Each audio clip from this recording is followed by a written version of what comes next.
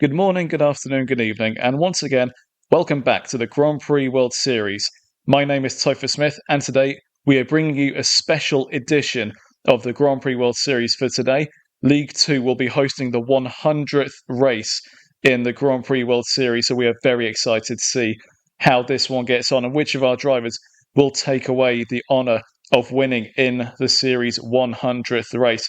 Might it be our championship leader, Tomoki Najiri, as we have a look down the standings heading into this one? Najiri leading the way on 103 points after Panu, ahead of Callum Ilott in the Carlin on 96, 7 points behind Najiri as it stands in the moment.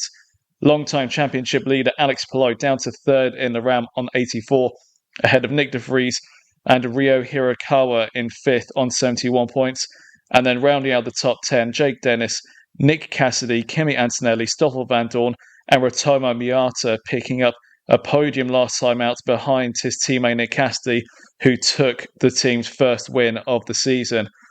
Looking at the team standings, Carlin leads the way on 167 points, ahead of Prema on 160, Andretti on 159, very close at the top between those three teams. And then Ram are fourth on 128, Dome on 108 after their double podium last time out.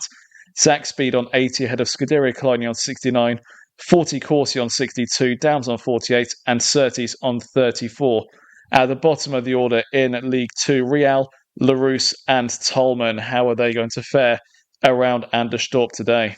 Well, looking ahead to today's race, just one driver change to bring you, and that comes at the Zach Speed team. Last time out of Panu, Robin Freins picked up his second back of the grid penalty in a row. And Mike Smith, the team manager at Zach Speed, not at all happy with the Dutchman, so making a decision to bench Freins for this race and put Victor Martins in instead for his Grand Prix World Series debut. Freins will still serve his back of the grid penalty at whichever race he next competes at. But how did Martins get on in qualifying on his debut? Let's find out as we look down the qualifying results, and it is Rotoma Miata and Nick Cassidy on the front row dome, once again locking out the front row here in Anderstorp. Louis Foster third in the Prema for one of his best results of the season, but half a second off the pace of the domes. David Ewan's team really has a speed advantage at the moment. Not necessarily the reliability though, but they made it to the checker flag last time out. No reason to suggest they can't do it again today. Nick de Vries fourth in the Andretti ahead of the Carlin duo of Ryo Hirakawa and Callum Ilott. Jake Dennis seventh on the grid ahead of Tomoki Najiri, Zach O'Sullivan and Kimi Antonelli rounding out the top 10. Stoffel Vandoorne 11th in the Zach Speed ahead of Alexander Rossi in the Real. Jack Doohan 13th ahead of Toby Sowery and Sarah Moore. Alex Palou again qualifying poorly this season as he is 16th on the grid. And Victor Martins less than a tenth off the pace of his teammate Vandoorne, but 6 positions behind, so close is the midfield at the moment in League 2. Max Gunter, 18th in the Real ahead of Pato Ward and Abby Pulley rounding out the top 20. 21st, Luke Browning ahead of Colton Herter, Matteo Caroli, Jess Hawkins, Paul Aron and Dennis Hauger returning to the Tolman after being benched last time out in favour of Ralph Aron, and he will start from last today. Well, who is going to take away the honour of winning the Grand Prix World Series 100th race? There is only one way to find out. And ready and waiting in the commentary box is Tom Cairns. Tom, it's over to you.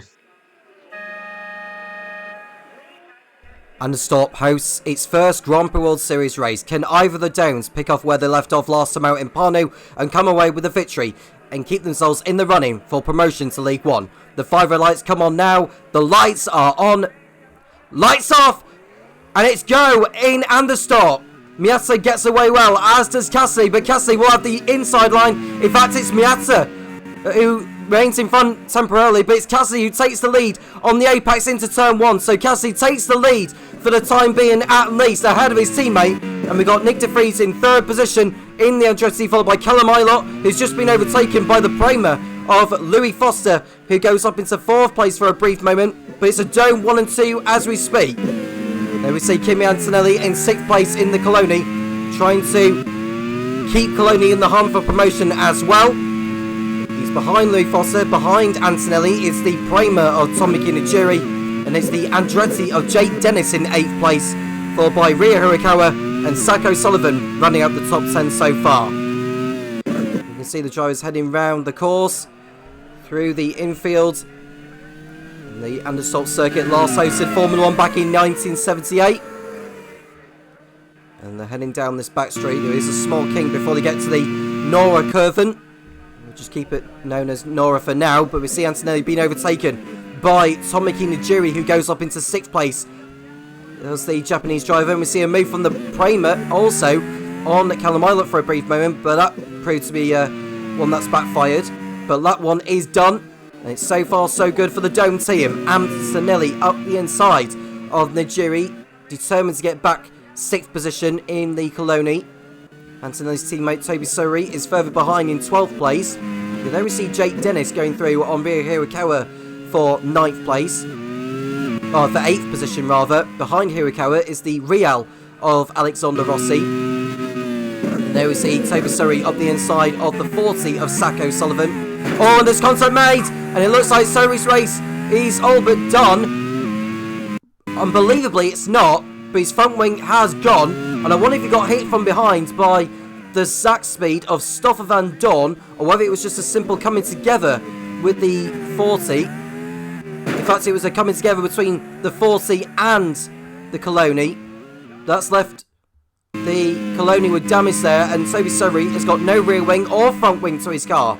So he's going to have to do almost a full lap without either of those necessities, and he's going to have to carry on the circuit. And we've got both of the Rams off the track. Jack Doohan and Alex Palou off the circuit in the Rams. What a disaster for team manager Ross McGregor. And it was just a coming together between the pair of them. That was Jack Doohan going into Alex Palou, and I think Jack Doohan will be the one taking the punishment for that. He was behind Palou heading into the left-hander, which is known as the Gislavard Curven. And they're both off the circuit, and yeah, I think that was totally inflicted by Jack Doohan, and he's going to be hit with a punishment for that. Palou goes back through ahead of him. But he's most certainly going to pick up a punishment for that, will Jack Doohan, unfortunately. 10-second time penalty and a back of the grid penalty for the next race in Zhuhai. There's going to be some pit lane activity involving Toby Suri and the Coloni team. That is not what team manager Lewis Passendale had in mind before the race had started. Rituru Miata with a new fast stop of the race. We've only done 2 laps. So don't be at all surprised to see that come down in the near future. Nick De Vries keeping up with the 2 domes. And Toby Suri comes in for an unscheduled stop that could ruin all hopes of him coming away with anything in this race.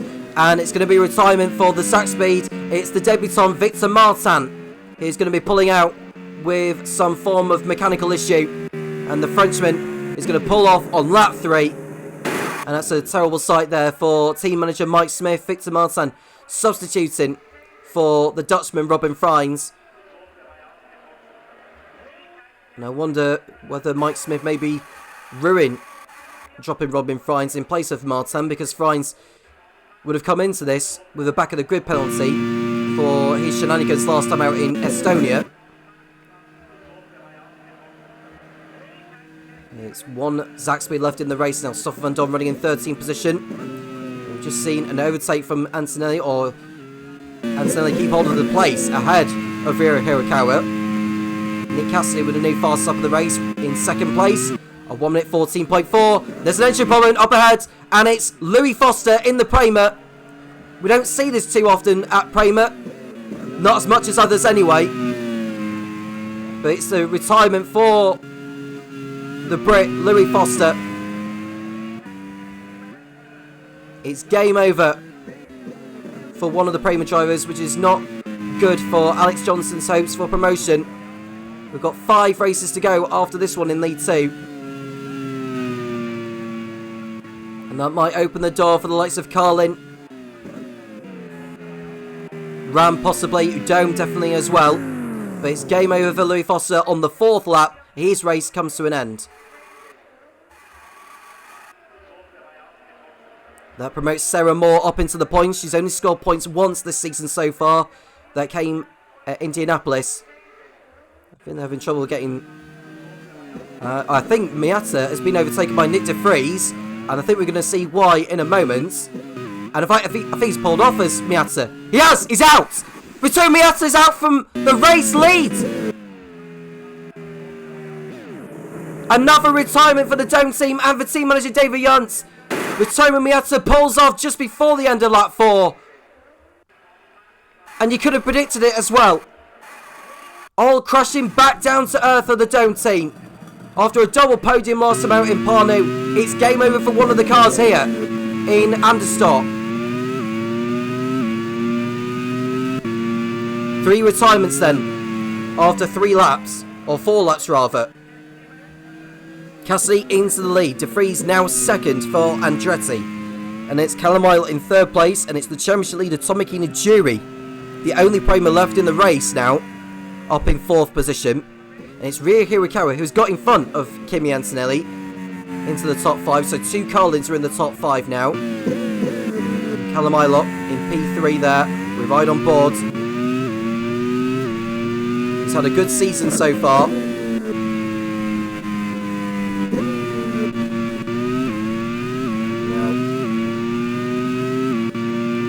Ilott, who came into the round second in the championship. As it stands, he would remain second, with Najiri up there in 4th place.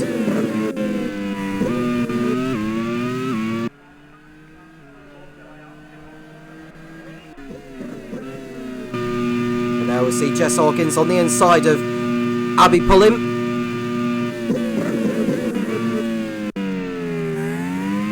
And it's a move there for Jess. Going through up into 15th position. It's been a strong season from Jess. Sitting outside the top 10 in the Drivers' Championship in 15th, but she's picked up points on 6 occasions from the 10 races so far, which is very impressive.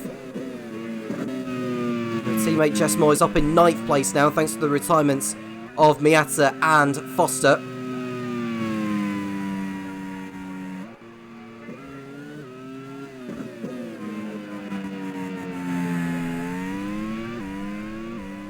As far as the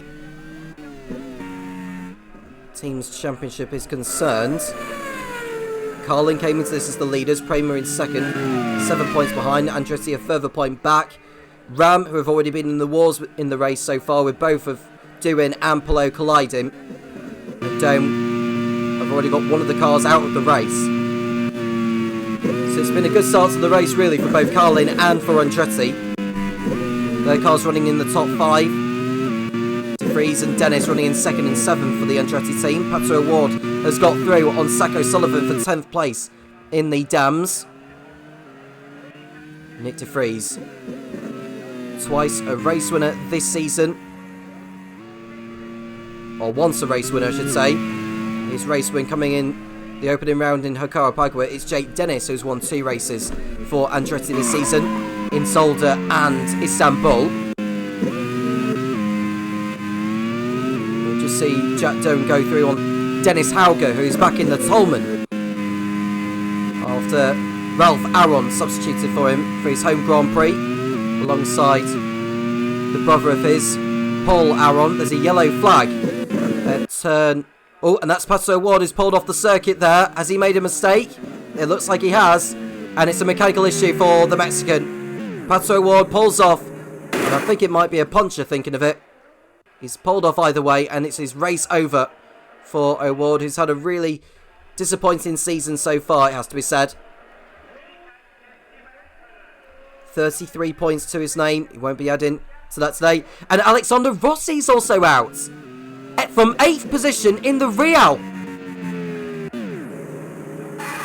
And that's not going to please Ed Hunter one bit, who's already used his driver allocation for this season of 5. And Rossi's retirement hasn't helped the situation for their campaign. Real have to be one of the unluckiest teams in Grand Prix World Series history.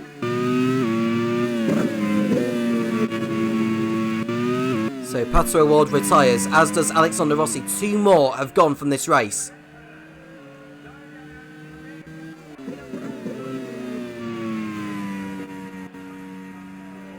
So far we've lost Victor Martin, we've lost Louis Foster, we've lost Ritomo Miyato, we've lost Alexander Rossi, we've lost Pato Award.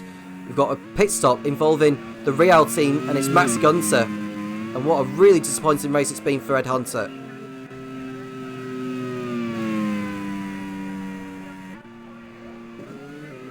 And I suppose for all those that are still left in the race, they've still got a chance of maybe scraping a point out of this. A long way to go. Around this Anderstorp circuit, 4 kilometres long. And there we see Paul Aron going through. I think that's Jack Doohan. I think those two will have been fighting, unless it's Alex Below actually. I think it's Alex Below that Paul Aron had got by. He's through anyway. There is Nick de Vries running in second place. Around about 5 seconds off the race lead of Nick Cassidy, who's gunning for 2 wins in a row. He can get a second victory in a row. We'll move him on to at least 88 points. He's got the fast lap point as well. So we'll go on to 89. Ratoyo Miata will keep hold of the pole position point whatever happens. It could still be the boost that Dome needs. You never know what could happen in this race.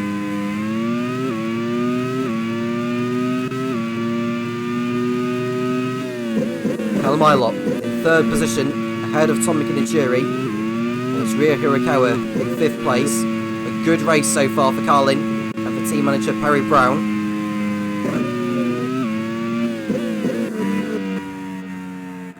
Colton Herter up into the points for Dams. We'll see Aron going for it again on Pelot, who just got by him a moment ago.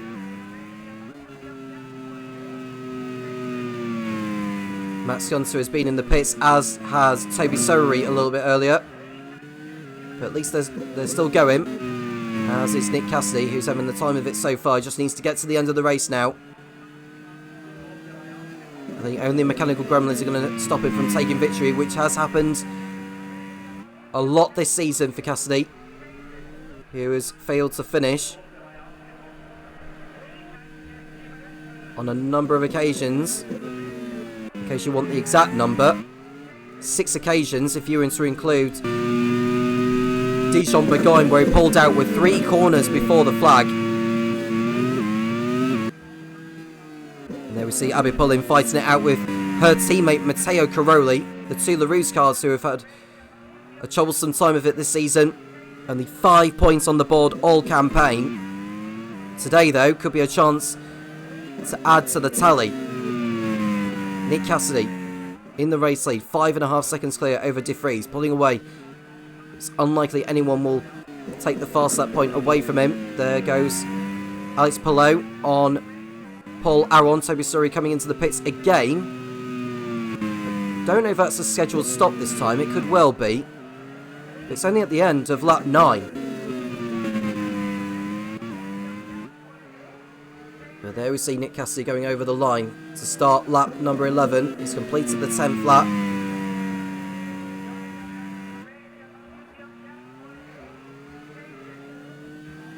And there you see Toby Sowry in the background. He might be able to catch up to him, given he's on the fresher tyres. But there goes Caroli on Pullin for 13th position. Jess Hawkins is further up ahead in 12th, behind Stoffel Van Dorn. Ilott in P3, behind de Vries.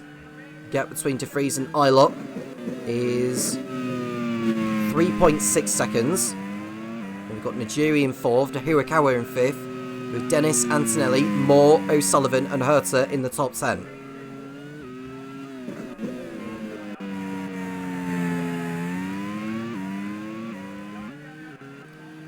We won't be too far away from pit stops. Pelot is determined to make his way back through the field, as is Luke Brown in there, just got by one of the Tolmans. And Hawkins doing her best to just get through the corner safe and sound. That was the carousel that she was going through, followed by Gislaford. And then to the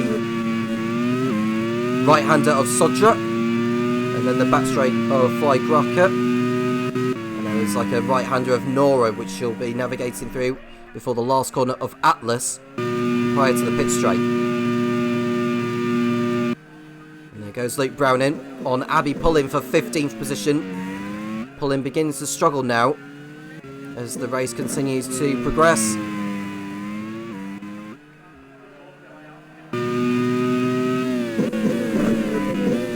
Milot in third position. We'll keep up with Tomoki Najiri as far as the Drivers' Championship is concerned in League 2. And there is Nick Cassidy, goes in too deep into the Sodra hairpin.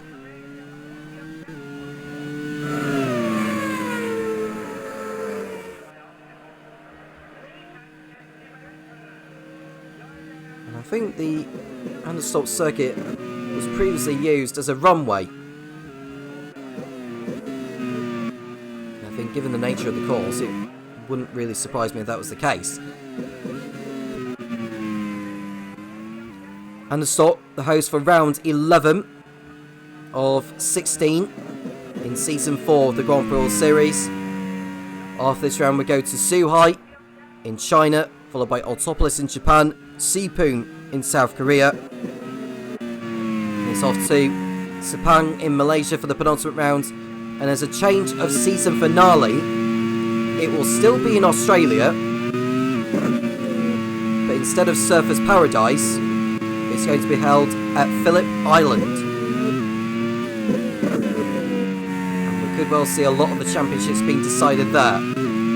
Promotion and relegation being decided also.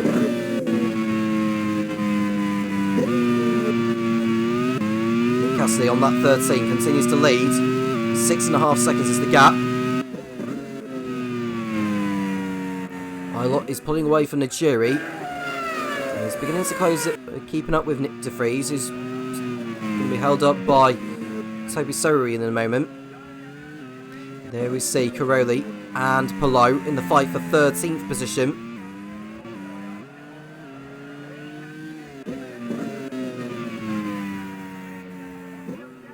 And further up ahead,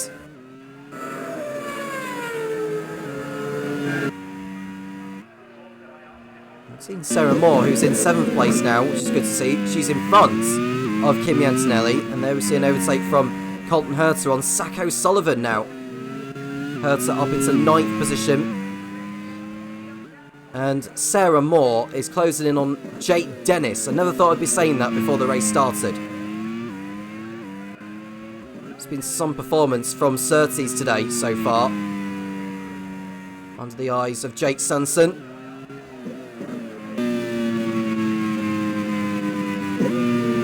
There is Nick Cassidy continuing on in the lead. We're a quarter of the way through the event. One dome is already out, which will give David Yunt some form of nerve. We've lost 5 drivers from the race so far: Alexander Rossi, Pato Ward, Ritomo Miata, Louis Foster and Victor Martin.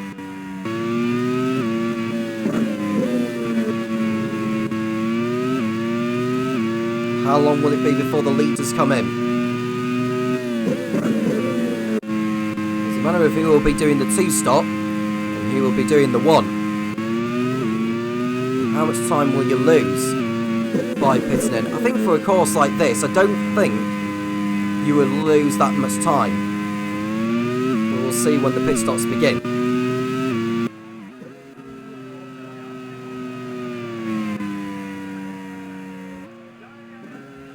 Nick Cassidy in P1, in through the left-hander before the Sodra.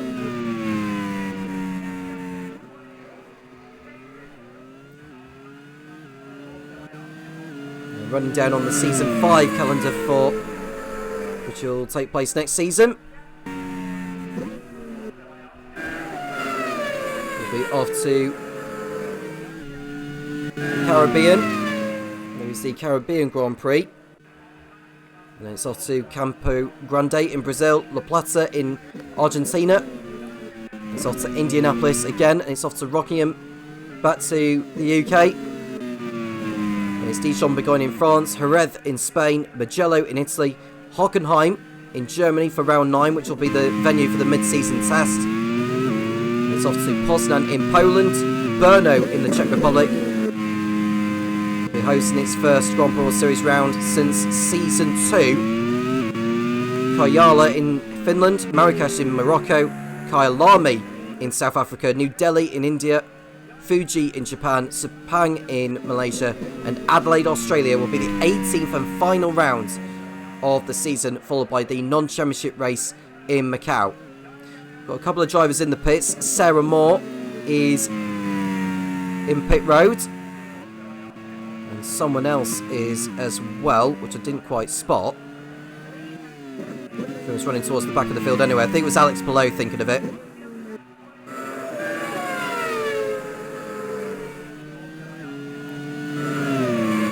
But Cassidy is still continuing on. A good lead so far.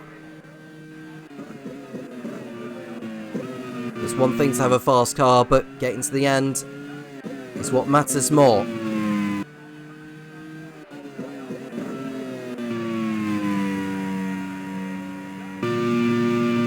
we see Jess Hawkins running in P10. She's inside the points now from where she was earlier.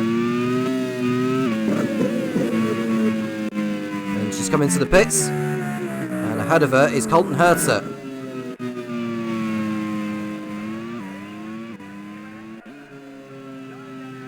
So she is in, and there is De Vries getting held up by the Coloni at Toby Surrey. Paul Aron is in the pits for Tolman.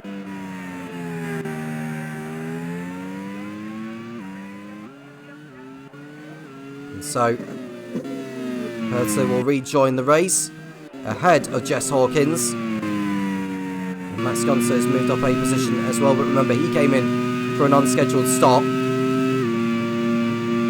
So that's left him with more work to do. And there's Toby Surrey going back on Nick De Vries. He's allowed to do that as Cassidy comes in for his first stop of the race, as does Nick De Vries, who doesn't want to hang around with Toby Surrey for any longer. He is in. And will that allow Kyle Ilott to go into the lead? No, he is in the pits as well. And which allows Ria Hirakawa to take the lead as Najiri comes in.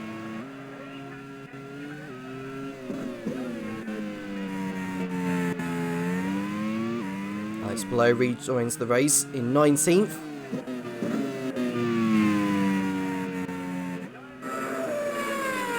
It's been a downward spiral for the Ram team after a promising start to the season. Both Alex Below and Matt Campbell, who was in that seat before Jack Doohan took over, were winning races. It certainly has not been the same team since then.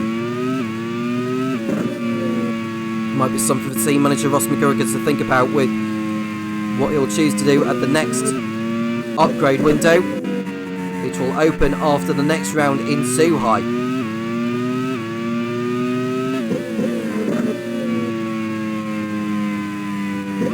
There we see Nick Cassidy, who's back out on circuit in third place behind the Andretti of Jake Dennis.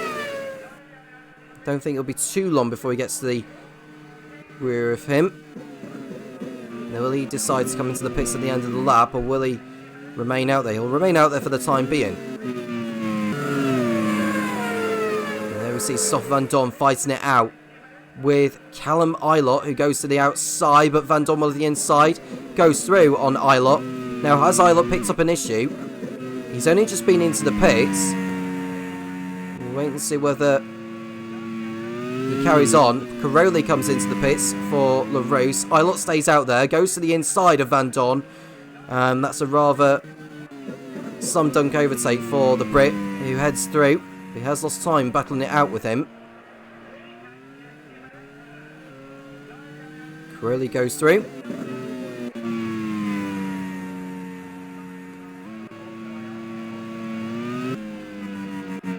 Cassidy in third place behind Dennis, who hasn't stopped yet. Neither has race leader Ria Hirakawa. The race has calmed down since the last retirement of Alexander Rossi in the Real.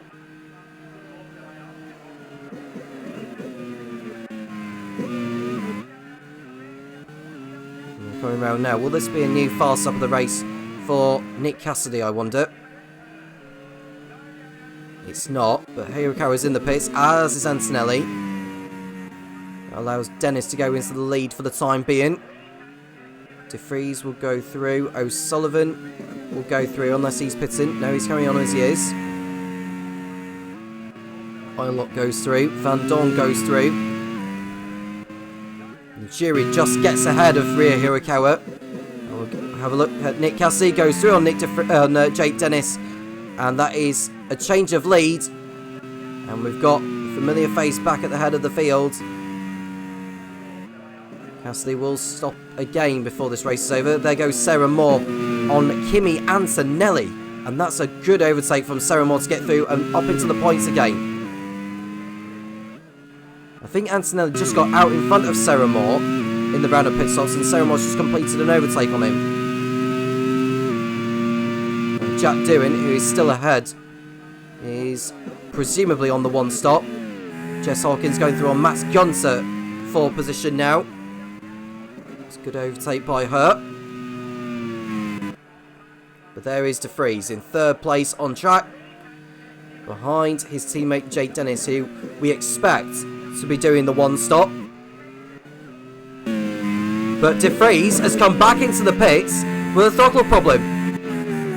Now this is not in the script for team manager Linus O'Howell, as De Vries comes into the pits and will fall out of the points.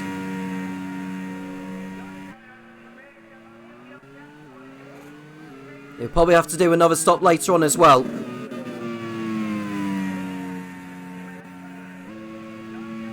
There is Zach O'Sullivan has got Callum Eilert right behind. Eilert's going to go for it on O'Sullivan.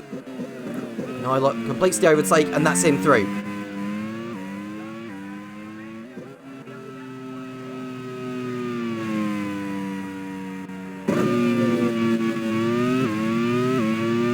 There is Dennis in P2.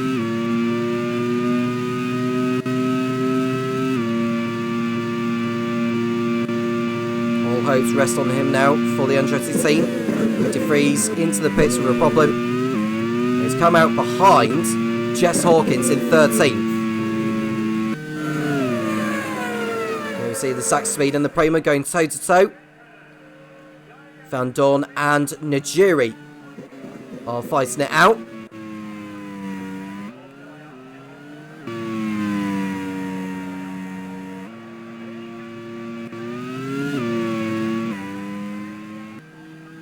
Goes Najiri on Van Dorn.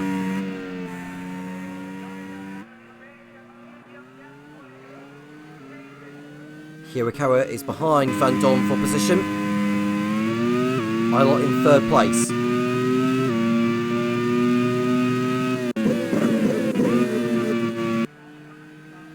Hirakawa going through on Van Dorn for P6. And Van Dorn, who's yet to stop in this race so far. The only Zach Speed left in this. And Sarah Moore is right behind Jack Doohan for position. She should be making a move rather shortly. We're looking at Alex Palou, who's going through on Max Gunter for 14th.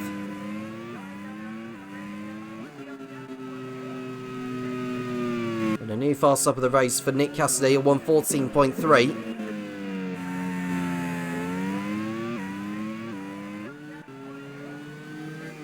De Vries right behind Jess Hawkins for 12th place.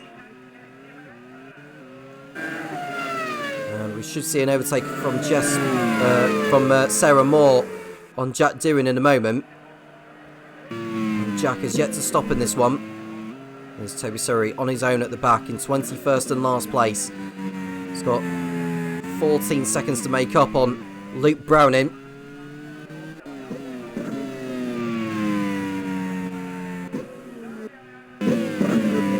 See Dennis in P2, 5.5 seconds off the lead. And we look at Jiri runs a little bit too deep into the carousel. Behind Zach O'Sullivan, who has yet to pit so far in this. And De Vries has got through on Jess Hawkins for position. That was coming all along.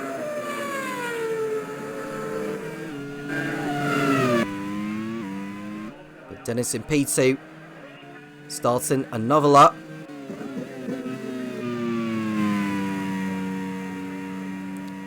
Nick Cassidy at least doesn't have any back markers that he needs to be negotiating at this moment in time.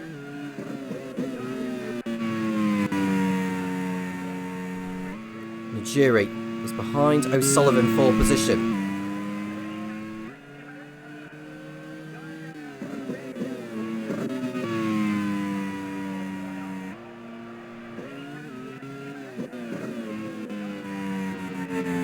Sarah Moore and Kimi Antonelli have got by on Jack Deere, and there's an engine problem. That's Tomoki Najiri, the championship leader, and it's going to be a double non-finish for the Prema team.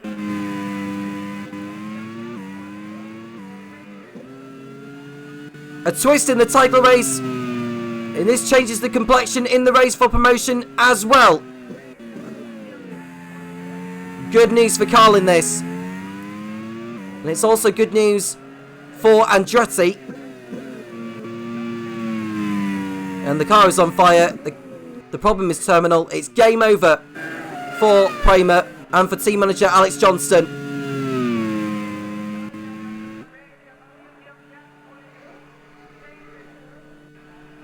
I don't think Najiri will get that car back to the pits because it's up in flames.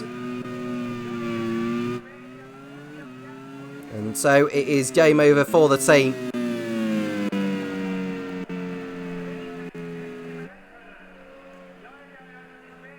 He'll get over the line, but it won't get to the checker flag. Out before half race distance.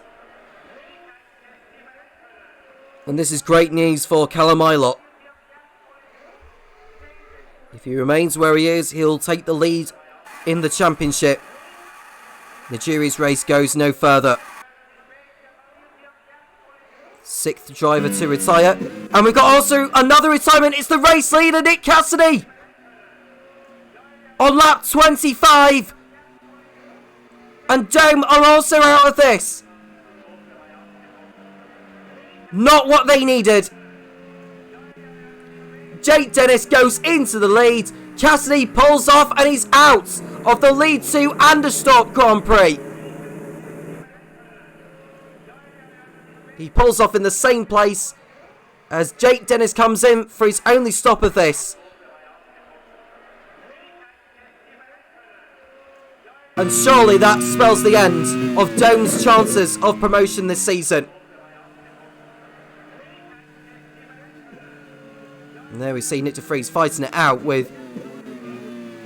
Oh no, it's... yeah, it is Nick de Vries. He's fighting out with Colton Herter. Ilott goes into the lead then. Hirakawa second. And it's the 40 of Sacco Sullivan, who's still yet to pit in this race, is in third place. As we see de Vries go through on Herter for 9th position.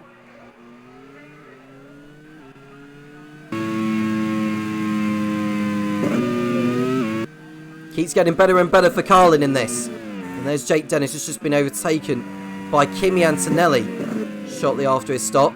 Stoff Van Dorn is up in 4th place now for Sax Speed. He hasn't stopped yet either.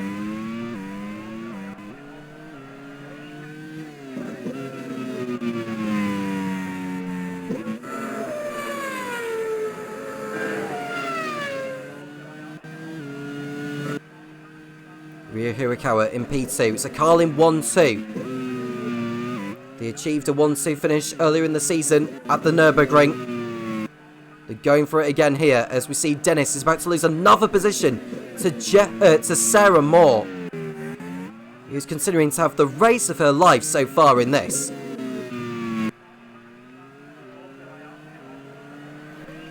We're at half race distance now. Ilott and Hirakawa continuing on.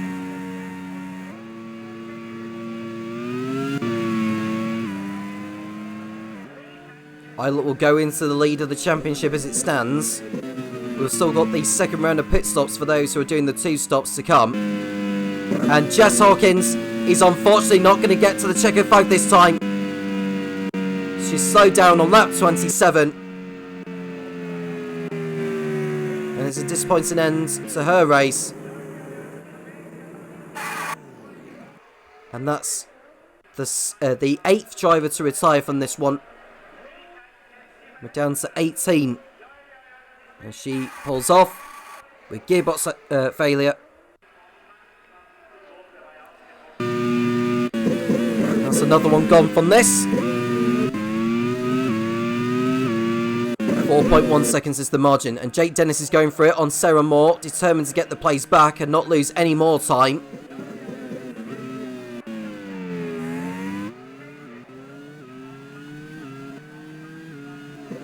There is Ilott in the lead still.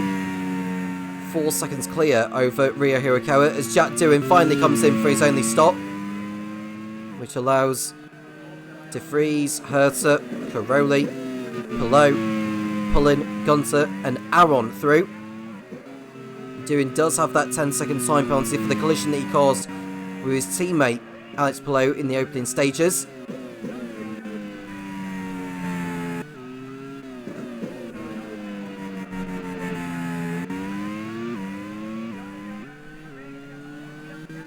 Ryo Hirakawa determined to stay in the championship fight. With the way things are going, Ilott will move into the lead.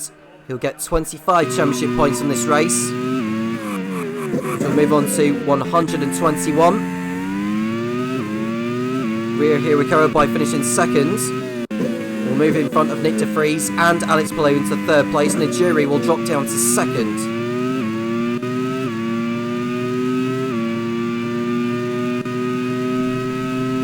In the race for promotion, Carlin on course for a 1-2 finish. Kramer will not be scoring today. Andretti on course to get both cars scoring, and they'll go up to second place. Ram, with both cars still going, could still get a points finish out of this. Dome are out of this now. They'll take potentially a couple of points in this race as Max Gunter comes into the pits for his final stop, presumably. But this is a dream ticket for Carlin. 43 championship points will move them onto 210. As it stands, they will be 82 points clear over 4th place Ram.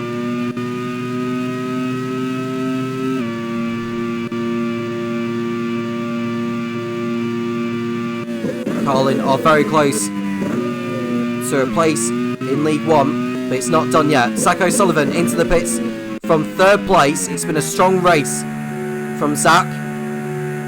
He's in now. Van Don also comes into the pits in the Zach Speed from 4th place. Now where will O'Sullivan head back out?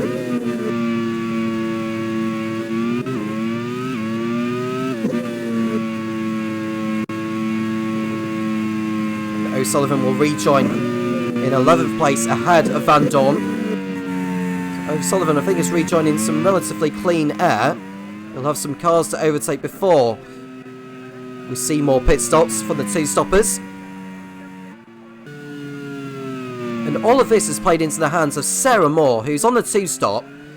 She's found her way up into 5th place, ahead of Nick De Vries, who's closing her down.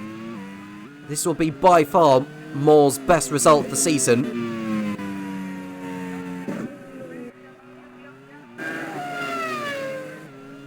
Kimi Antonelli's up to 3rd place in the Coloni.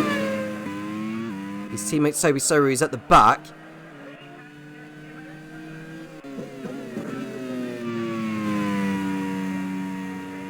And we see Ryo Hirakawa, who's gradually getting the gap down. There is Sori, who is in front of Max Gunter for position. And Sori is 14 seconds off Jack Doohan.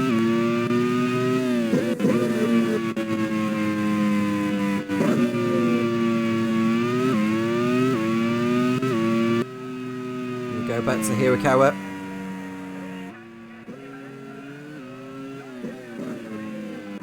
And Nick De Vries is still behind Sarah Moore.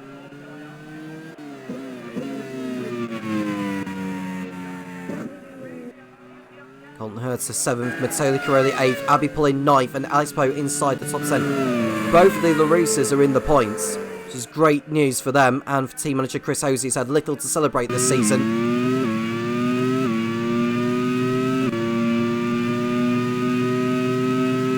lap 31.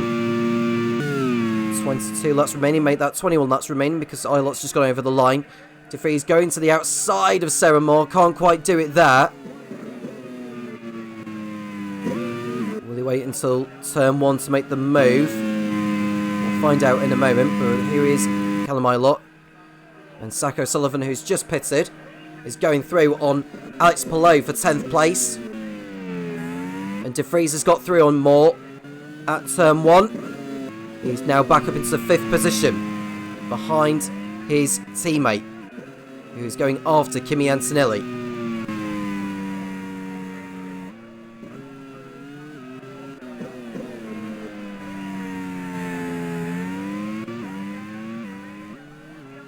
.4 seconds is the margin.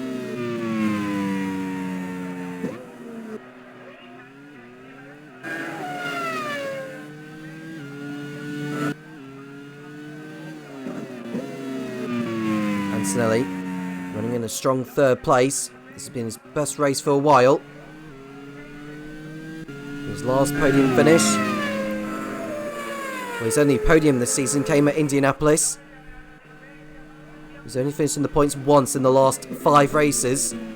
As the young Italian, who'll be racing in Formula 1 in 2025 with Mercedes. By the time this season is over in the Grand Prix World Series, he will no longer be eligible to compete in this championship. It'll be the same for Jack Doohan.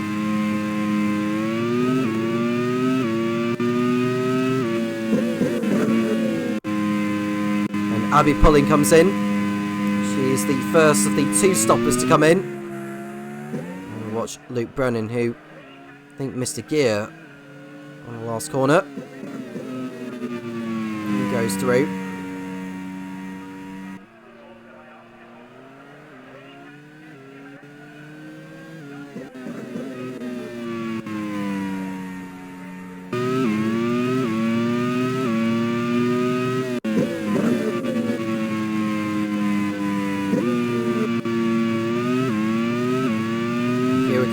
Continuing to close in on Ilott, 3.2 seconds is the margin.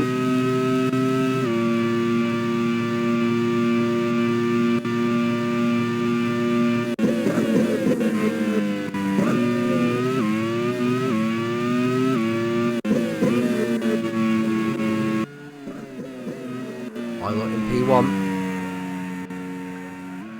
Hirakawa at 2nd. There we see Jake Dennis in 4th place, closing in on Antonelli.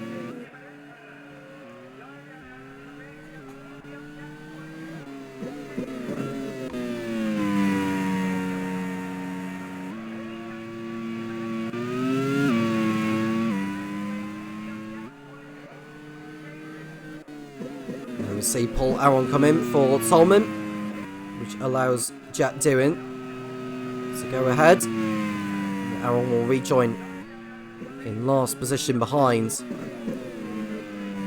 Toby Sorey and Max Gunter.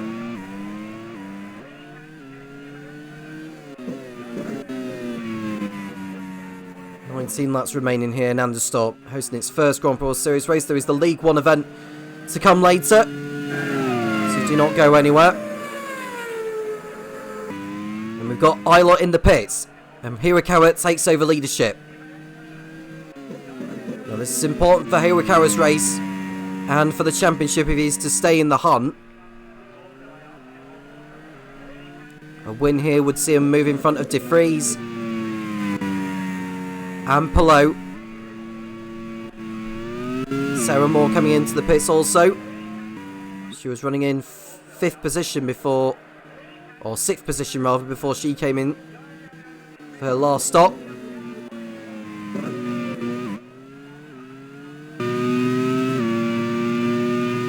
Antonelli in P2.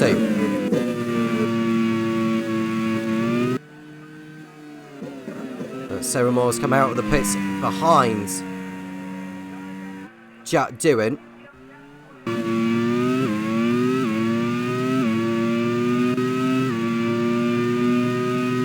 Toby Sorey comes in for Coloni. Now, how long will Hirakawa remain out there before he enters the pits. The answer to that question is that he'll be staying out for another lap. Ilott rejoining clean air as he's less than 6 seconds behind Nick de Vries on track. Kimi Antonelli in P2. And de Vries enters the pits for the last time. And it's his third stop of the race for the Dutchman.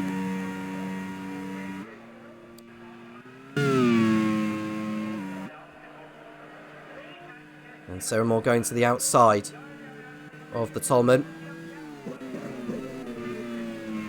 Herta and Caroli come into the pits.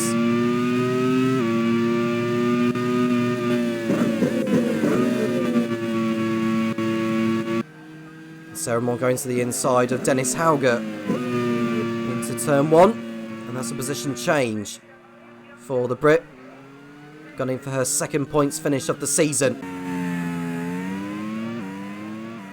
Dennis is still behind Antonelli as we see Van Dorn and Palou fighting it out for 6th place.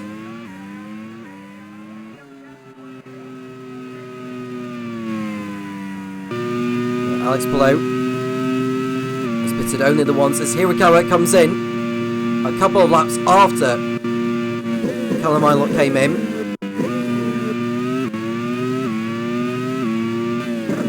And Anthony heads into the pits as well, and that allows the one-stopper Jake Dennis to take over the lead.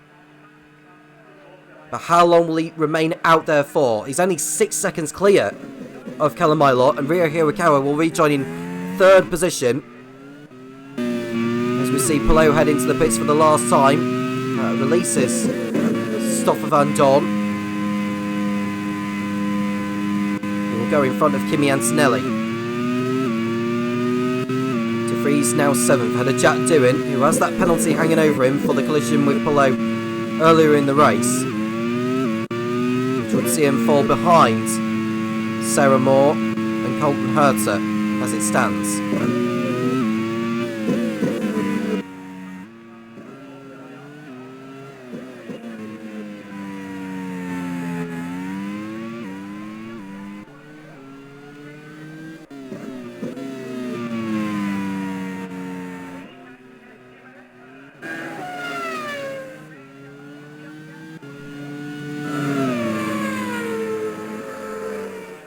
There are the two Collins, 2nd and 3rd now, no longer 1 and 2.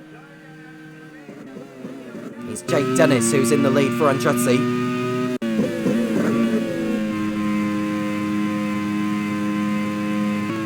And we see Doohan tussling with Sarah Moore. Sarah Moore will go to the inside in a moment, she won't do it there. Got no more pit stops now, no scheduled ones anyway.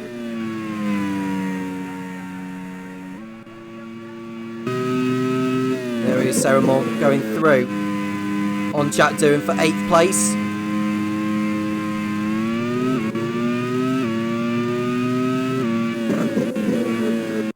8 retirements so far. Jess Hawkins out, Nick Cassidy out, Tommy Kinijiri out, Alexander Rossi out. Patrick Ward is out. We've also lost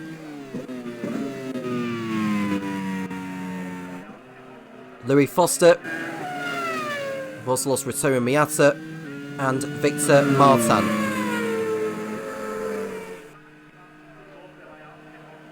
Less than 5 seconds is the margin between Dennis and Ilott. 14 laps to go. Dennis continuing on. Determined for his 3rd win of the campaign.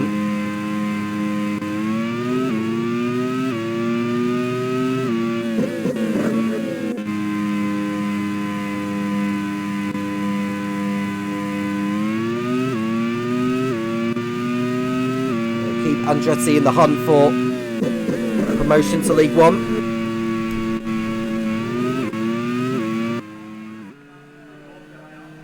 Ryo Hirakawa in 3rd place, well ahead of Zach O'Sullivan, on course for a 4th place finish. Now O'Sullivan, who has had a best result of 6th Indianapolis. And in round 6, which will have been in Dijon-Bourgogne, his teammate Luke Browning is outside the top 15.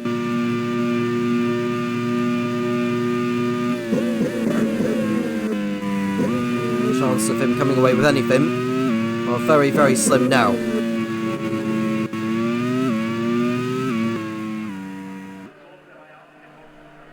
Nick de Vries behind. Kimi Antonelli. The Italian holding up the Dutchman. Jake Dennis's gap between him and Eilert is down to 3.7 seconds. And de Vries goes through on Antonelli at turn 1. And that move was coming all along.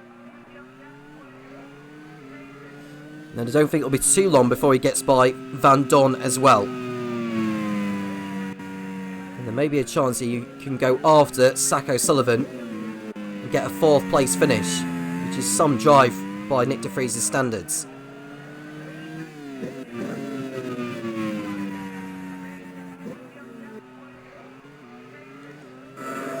Into the last quarter of the race. The gap is now down to 3 seconds. Catching is one thing, passing is quite another. No matter which racetrack you are competing in, or which series you compete in, Dennis is doing all he needs to do. Eilot's getting the get down, it's now 2.8. I think Eilot took a total of 9/10 of a second. I think it's a matter of time before Eilot gets the move done on Dennis rather than if.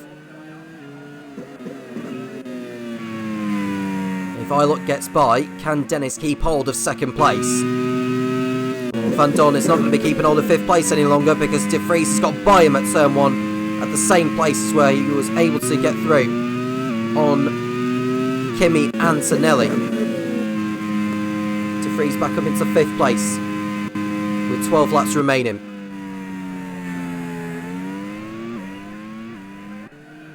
He's got over 4 seconds to make up on Zach O'Sullivan. Nice play going through on Max Gunter for 13th.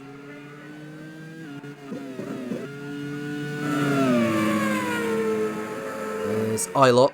There he is. 2.3 off. Jake Dennis for the lead. Jack Doohan's time penalty will drop him down 1 position behind Colton Herter. 11 laps to go. There is Dennis Hauger running in 17th. A couple of seconds behind Luke Browning. And the only car behind him is the colony of Toby Sowry, who's had a rather lonely race, it has to be said. He's run about 10 seconds away from being lapped, is Sowry. So you'll want to try and stay on the lead lap if you can. Gap between Dennis and Eilert is now down to 2 seconds. And Hirakawa is closing all the time as well.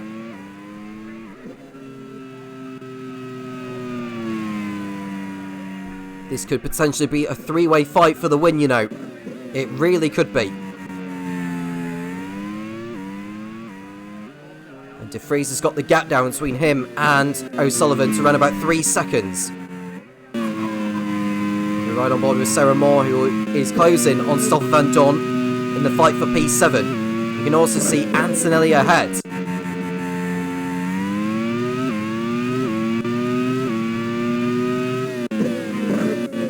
Sarah Moore is arguably being the driver of the day. And Caroli is in front of Pullin in the fight for 11th place. There's still a chance that either of them could come away with a point from this one. 1.5 seconds is the margin, with 10 laps remaining between Jake Dennis and Callum Eilert.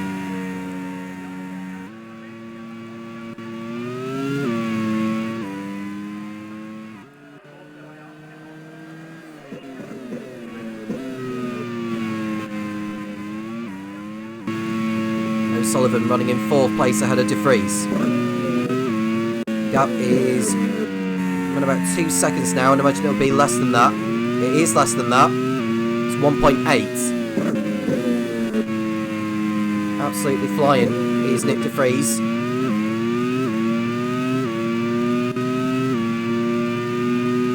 Now, it's crucial that Ilott closes in on Dennis or gets by him, because Ryo Hirakawa's gap is less than 3.2 seconds on Ilott.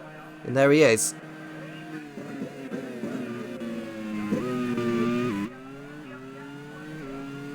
Nine laps to go at the end of this one. Gap is now 1 second.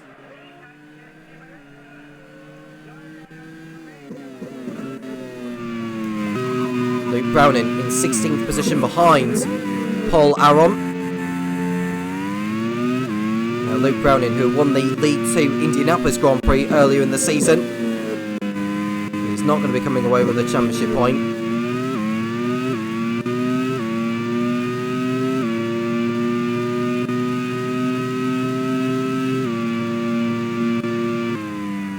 Jake Dennis in P1.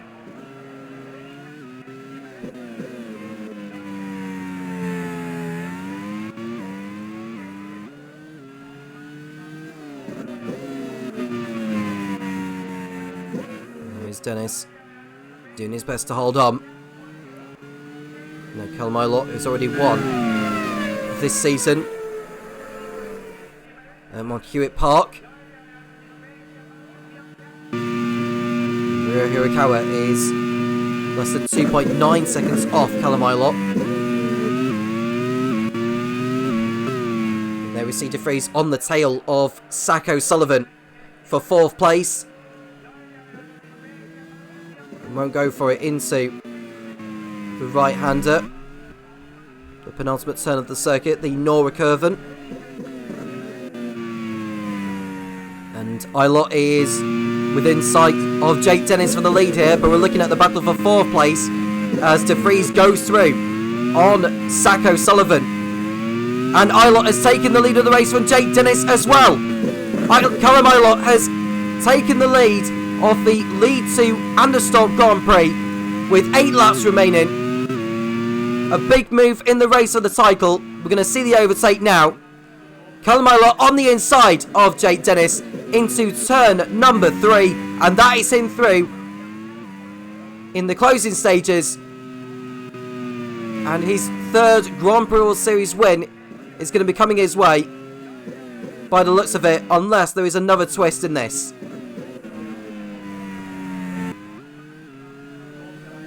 That move was coming all along. Ilott proving that the 2-stop is the way to go round here.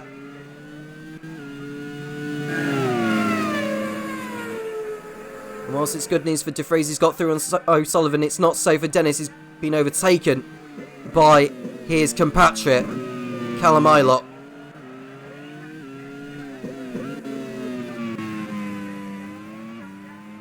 And de Vries is too far back from Hirakawa, so 4th place will have to do for him. And there is Sarah Moore going for it on Stoffel van Dorn. And there's going to be a change of position here. There goes Sarah Moore on Stoffel van Dorn for P7. It just keeps getting better and better for her. And it's still not done. Can she go after Kimi Antonelli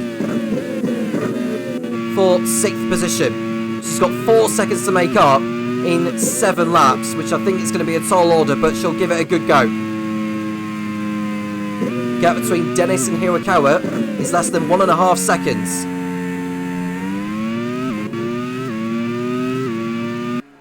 And out of the race goes Alex Palou, who yet again is not going to be scoring.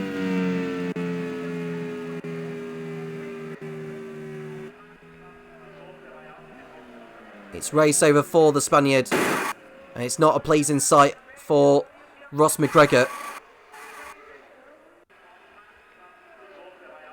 And that's the 9th driver to retire from this. A water leak is the problem. And the yellow flag will be gone by now, I'd have thought. 1 second is the margin between Dennis and Hirakawa. De Vries is 4th, and it's O'Sullivan, Antonelli and Moore. goes... Ooh, there is Dennis Hauger, who's behind Paul Aron for position.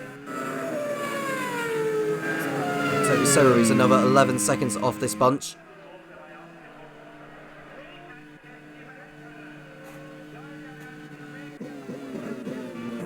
And Dennis missing a gear there, and that's going to give encouragement to Ryo Hirakawa,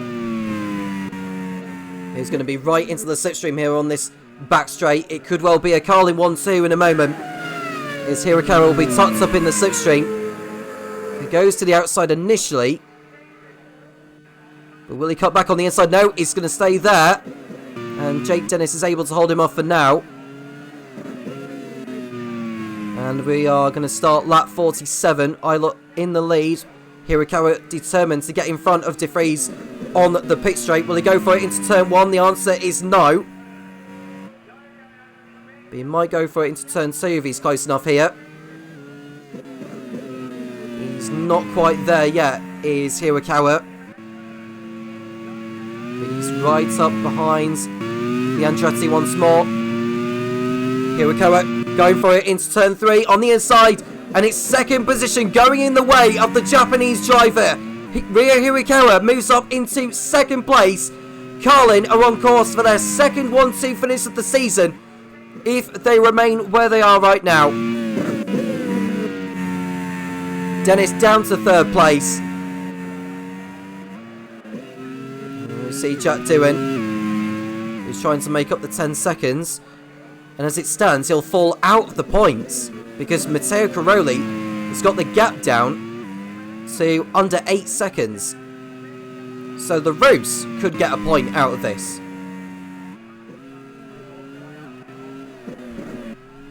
And if the Roos do get that point, they'll move a point clear over their rivals Tolman in 12th.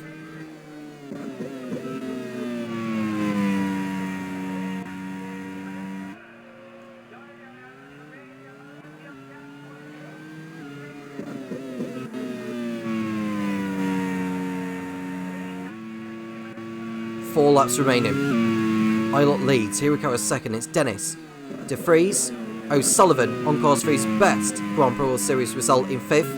It's Kimi Antonelli. Sarah Moore. Sylvain Dawn. Jack Doohan's penalty will drop him out of the points, promoting Colton Herter and Matteo Caroli.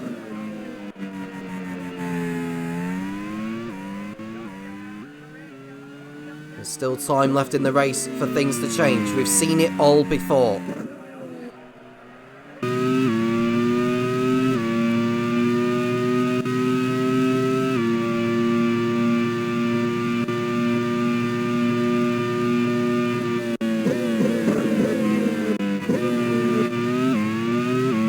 The two Collins.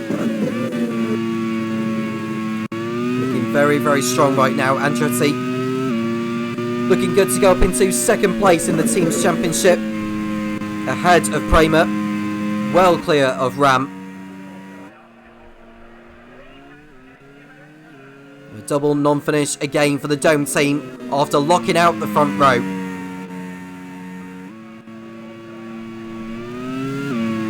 It's Callum Eilert who started the race from 6th place on the grid to get himself up into the race lead.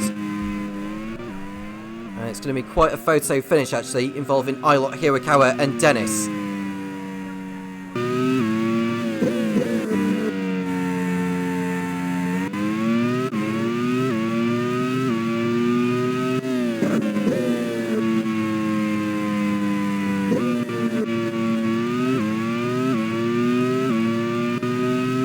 Callum Eilert will move back into the lead of the Drivers' Championship after this race, with Najiri not scoring.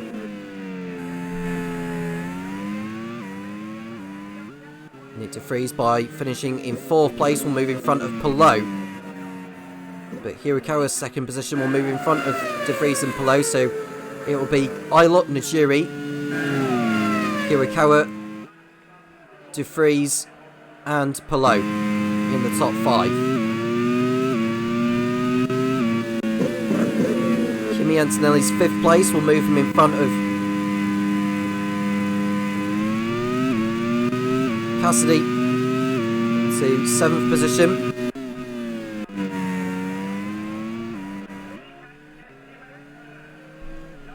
Just 2 laps remaining in this. I'm looking at Jack Doohan, who's gone over the line ahead of Colton Herta.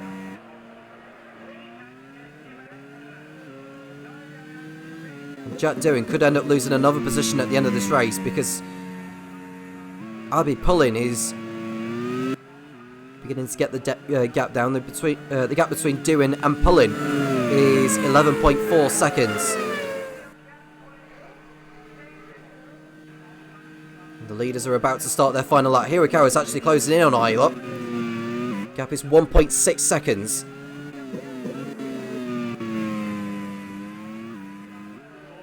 One lap to go.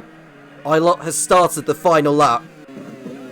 Hirakawa and Dennis close behind.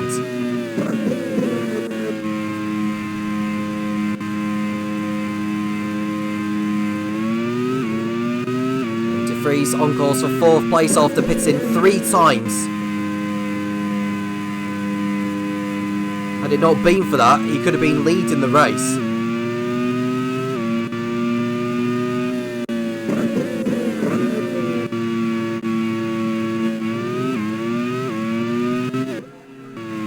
Go back to the leader, Callum Aylott, who's performed brilliantly today from 6th on the grid. And given that some of his rivals have dropped out, he was able to stay in the hunt for the win, which was handed to him on a plate really, following the double mechanical gremlins of the Dome team, who have really fallen short today. Carlin, though, have managed to get it right, with both cars up there in 1 and 2, and about to edge closer to promotion to League 1 after today's showing. Callum Aylott wins the League 2 Anderstorp Grand Prix with his teammate Ryu Hirakawa in P2, rounding off the team's second 1-2 of the season. What a remarkable performance. Andretti move up to 2nd place in the team's championship with a 3rd and a 4th. Jake Dennis ahead of Nick De Vries. And it's a fine return to form for Kimi Antonelli in 5th, just ahead of Sacco Sullivan. What a result for Sarah Moore in P7 for Surtees. Stoffel van Dorn 8th. Jack Doohan's time penalty cost him points. And it's Colton Herta will go up. And Matteo Corelli bags a point for LaRousse. And Jack Doohan will drop down to P11, just ahead of Abby Pullen. Max Gunther will hold on just ahead of Luke Browning for 13th place. And it's the 2 Tolmans of Dennis Hauger and Paul Aron in 15th and 16th. The last driver to finish will be Toby Surrey, who has had a day to forget. It's a win for Callum Aylott and for Carlin. A 1-2 finish. They extend their lead at the top of the League 2 Teams Championship. Jake Dennis in 3rd place behind the 2 Collins ahead of Nick De Vries. Kimi Anthony 5th ahead of Sacco Sullivan. It's Sarah Moore in P7, her best results so far. Stoffel van Dorn 8th, Colton Herta 9th, and Matteo Corelli taking the final point for LaRousse in 10th place. Jack Doohan is 11th after his time penalty ahead of Abby Pullen. Max Gunther in 13th place ahead of Luke Browning. Dennis Hauger in 15th ahead of Paul Aron and Toby Surrey, who was the last of the finishers. Alex Palou retired just before the end. Jess Hawkins also out. Nick Cassidy retiring from the lead with a puncher. Also retiring, Tom Cairns in 21st place. The championship leader no longer being him. Alexander Rossi also out along with Pato Ward. Ritoru Miata, Louis Foster and Victor Martin also did not finish. Ritoru Miata took the point for pole position and the fast start point went in the way of Nick Cassidy. A twist in the title race for the Drivers' Championship. Tommy Nigiri's non-finish allows Callum Aylott to take advantage, and he is now back in the lead of the Drivers' Championship with 5 races to go. For Carlin, it's been a day to saviour. They are now nearly 2 race weekends ahead of 4th place Ram. They won't seal the promotion next time out in Zhuhai, but another performance like that will take them ever closer. Andretti have also had a good day, but Prema have had a day to forget. What a disaster, a rare double retirement for them, and that has set them back. Let's run down on the Drivers' and Teams Championships in League 2 in the voice of Topher Smith, and we'll be back for the League 1 race very, very shortly.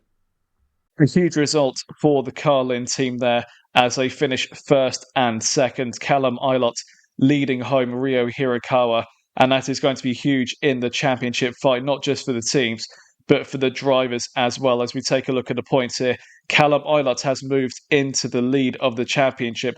121 points for the Brit, now ahead of Tomoki Najiri, still on 103 after his non-score today.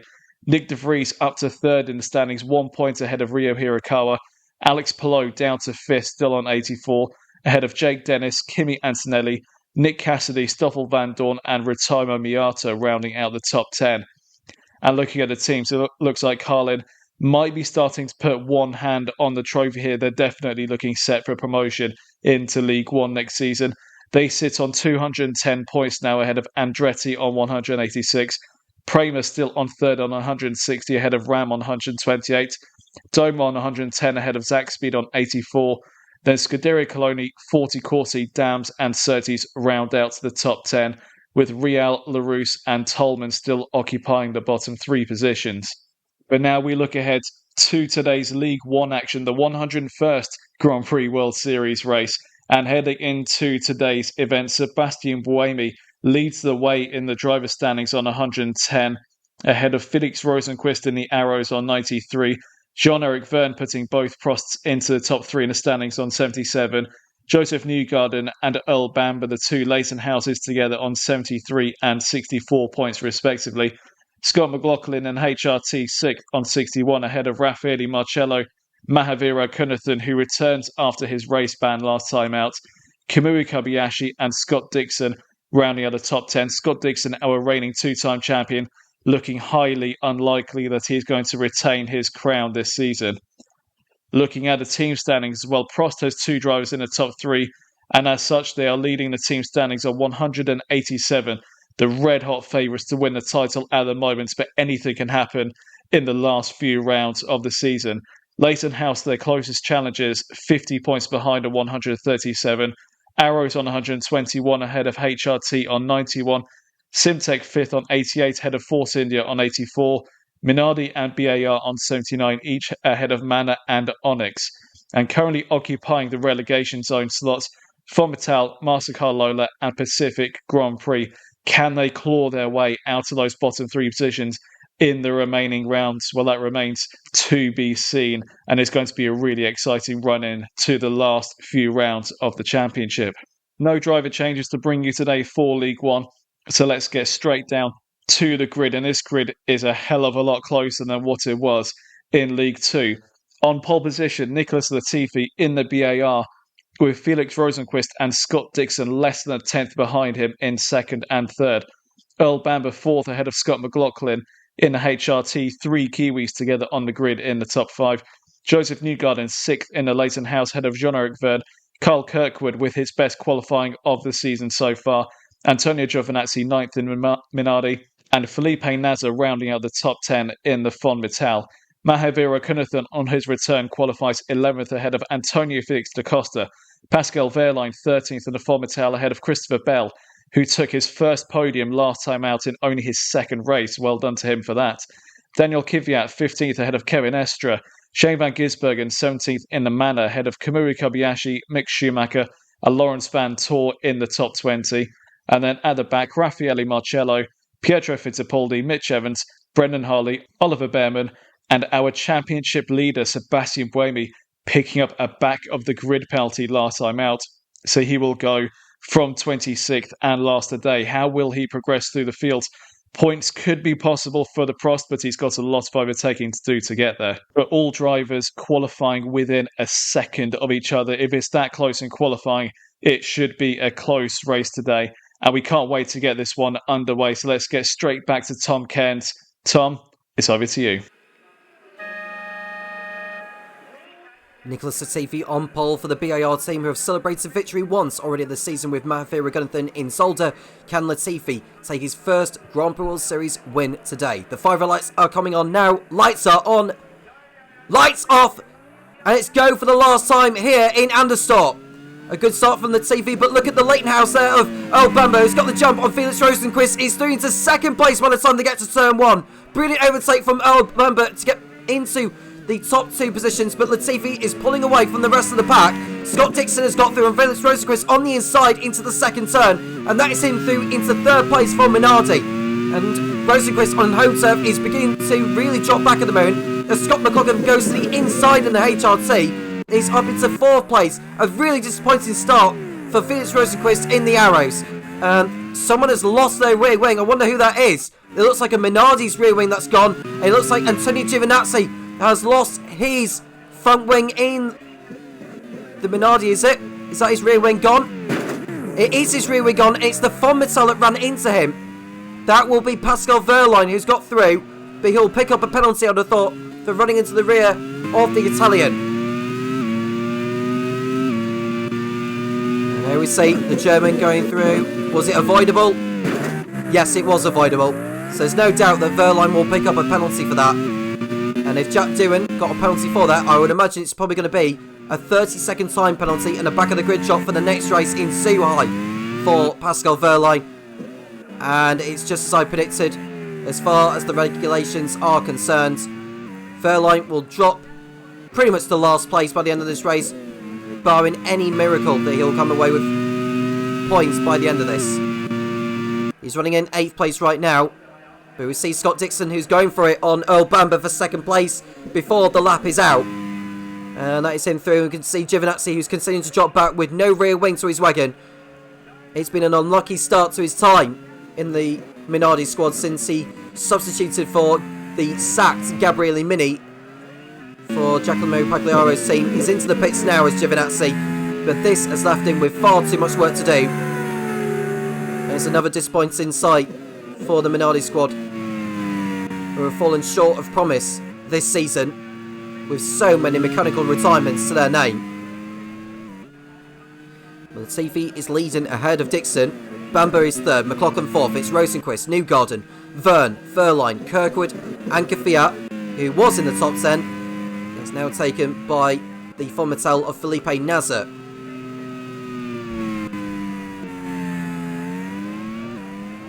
Now Sebastian Buemi, the championship leader, starts in the race from the back of the grid after running into Earl Bamber last time out in Parnu. He's outside the top 15 at the moment, but I'm sure he's been making his way through the field throughout the first lap and a bit.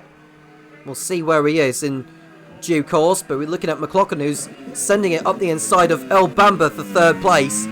Bamber beginning to drop back now as we see what we expect to see, the 2 stoppers, as there goes Jean-Luc Verne on the inside of Newgarden into the last turn, and that's a brilliant overtake done by the Frenchman to put himself up into 6th position ahead of his championship rival, and that's a super overtake by the Prost man.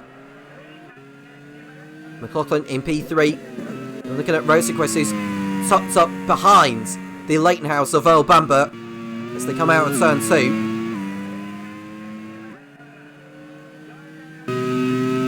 There goes Rosenquist, or so he thought. Tucks back in behind.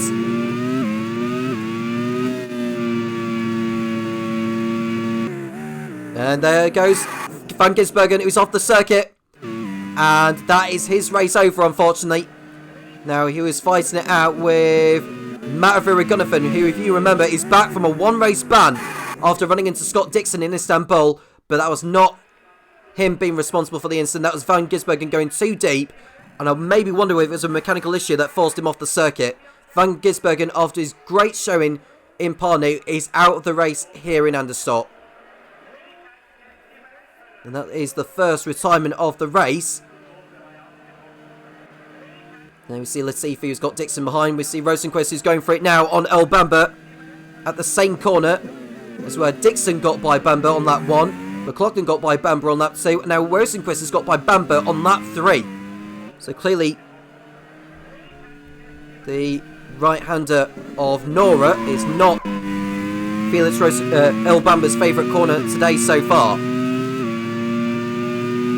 Danny Kvyat has got Antonio Felix da Costa going through at turn 1. And he is down the order again, is Kvyat. He's just ahead of his teammate Mick Schumacher, who who's continuing to fill in for the suspended Roman Grosjean. And there we see Bamber coming back at Felix Rosenqvist, as Rosenqvist runs wide on the curb and does very well to keep it on the tarmac and not take out Jean-Luc Vergne as he rejoined.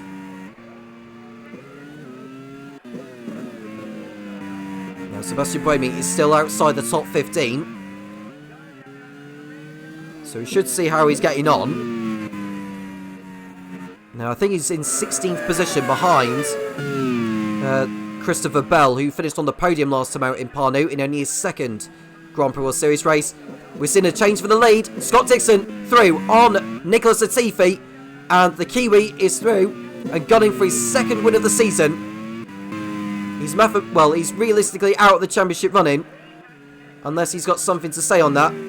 And we see Mick Schumacher running wide at Nora. He's losing positions there. And we've just seen Buemi go through on Bell at the same time. Sebastian Buemi up to 14th by the end of the 4th lap. Then Buemi got up the inside of Mick Schumacher. Mick Schumacher just running too deep on the curb. And he's lost positions to Buemi, Bell and Marciello.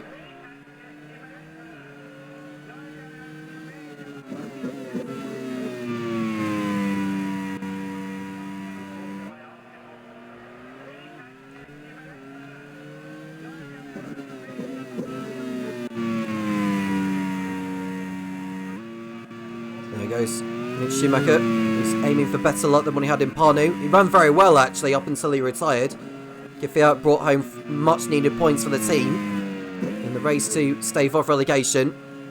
Pacific and Fonmetal are also in the relegation zone heading into this round.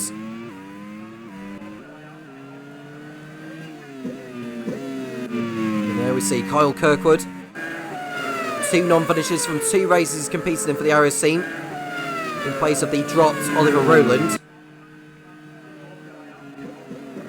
Scott McLaughlin in 3rd place. We see Kvyat under attack from Sebastian Buemi, who's going to the outside of the man running an Italian licence in motor racing nowadays.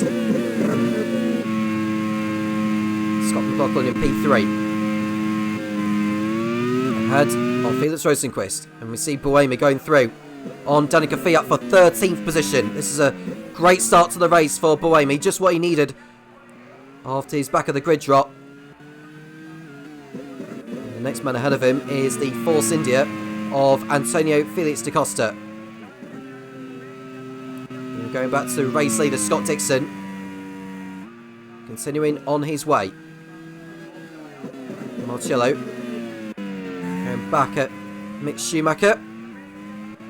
There's a nice overtake there, and that's him through.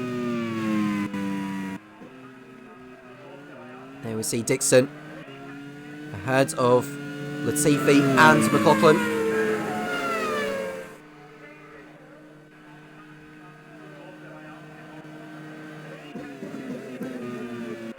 Jean-Luc Vergne is in 5th place behind Rosenqvist. And on board with Earl Bamber, who's got Newgarden coming up the inside.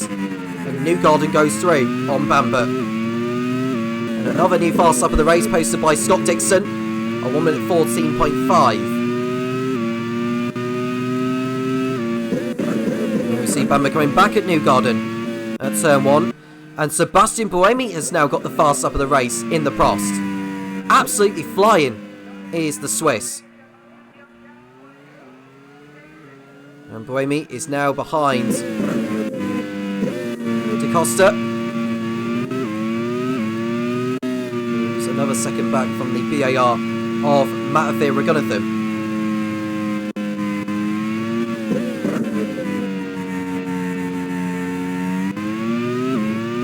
Buemi's not too far behind the Portuguese, so we should see an overtake in the near future.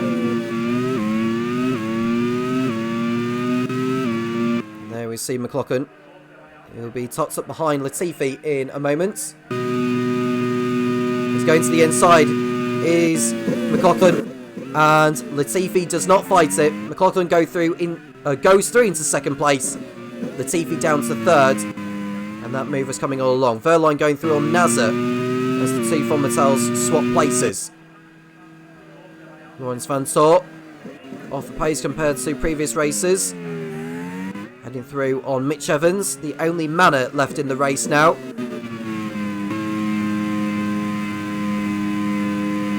We'll see Nicholas Latifi, third position. Sebastian Buemi with the fastest up in the race so far.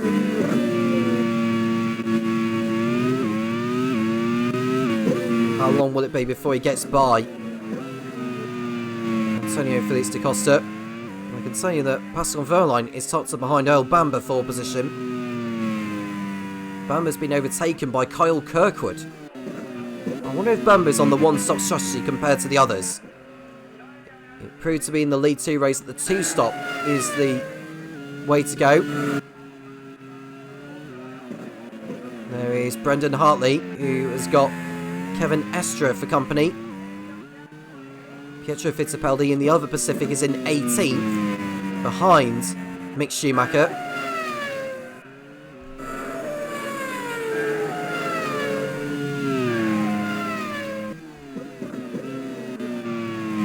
Scott McLaughlin in 2nd place, holding on for now. Looking at Mick, who's got Pietro for company. He's going for a move on Kvyat into turn 1. Schumacher heads through.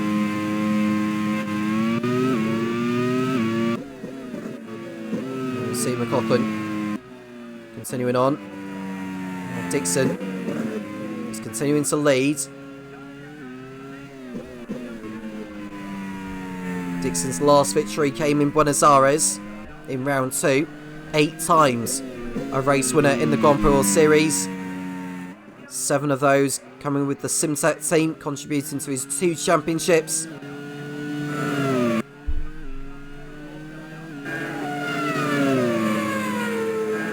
Nicholas Latifi in P3, ahead of Felix Rosenqvist. And it's Jean-Luc Verne in 5th place. Buemi's got by Antonio Felix da Costa. As we see, we're going to thinking about a move on Pascal Wehrlein, but Buemi takes advantage of an open door and he heads through into P11 by the end of lap 9.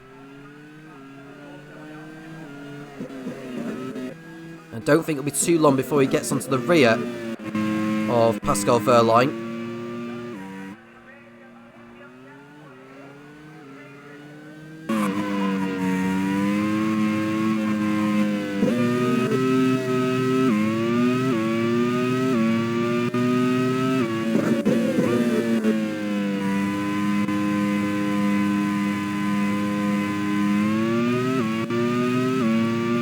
With Brendan Hartley. So in a lonely race so far. Seen an overtake from Kevin Estrig, who's just gone by him. There is Dixon, who is continuing on his way.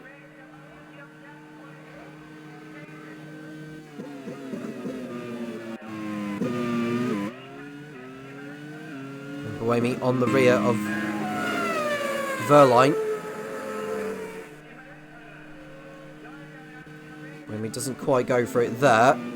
He might go for it into turn 1. Nasser has got through on Earl Bamber for position.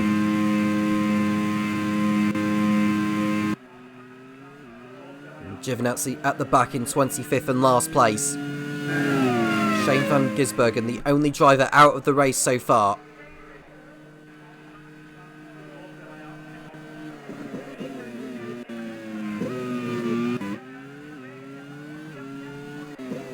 Kvyat is continuing to drop down the order. He's in 18th place. In fact, Mick Schumacher has moved up a few positions since the last time we saw him. He's in 15th place behind Christopher Bell. He's seeing the pictures behind Antonio Felix da Costa in 13th. Sebastian Buemi is still behind Pascal Wehrlein. He's beginning to lose time to the leaders the way his race is going.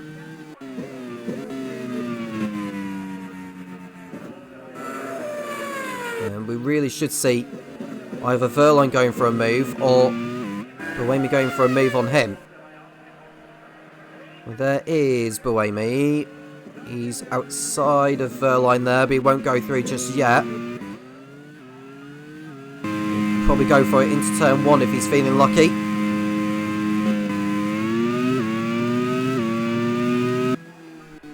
And there goes Boemi on the inside of Verline. Doesn't quite make the move stick, unfortunately. And this is beginning to hurt Boemi's race, as far as his championship is concerned. After not finishing in Parnu, Boemi came into the round 17 points clear over Felix Rosenqvist and 33 over third place Jean-Luc Verne. And Boemi does get by Verline at last.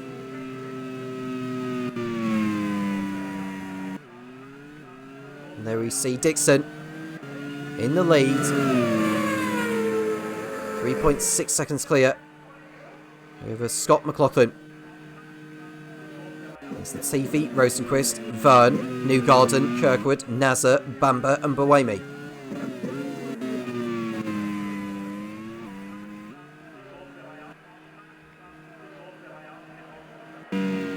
And out goes Nicholas Latifi from third position in the BAR. Another non-finish for him. At the end of lap 12, his race comes to an end. That only helps those behind, including Boemi, who's on the rear of Earl Bamber now for 8th place. And Latifi's race comes to an end with a gearbox problem. There is Scott McLaughlin. In 2nd place now, Rosenqvist up to 3rd. Verne is now 4th. Boemi goes through on Earl Bamber for 8th place. It keeps getting better for Sebastian Boemi as far as the League 1 Anderstorp Grand Prix is concerned. Now there we see Dixon, who's continuing on in the lead right now. One Minardi at the back and one at the front.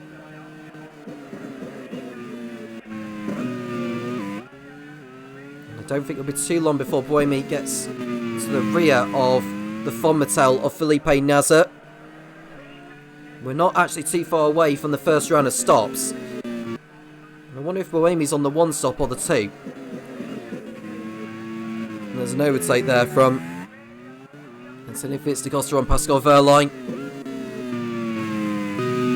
And there goes Mitch Evans on Brendan Hartley for position. And Hartley coming back almost into the path of Kevin Escher, who also goes through. It's not been a good race for Brendan Hartley so far.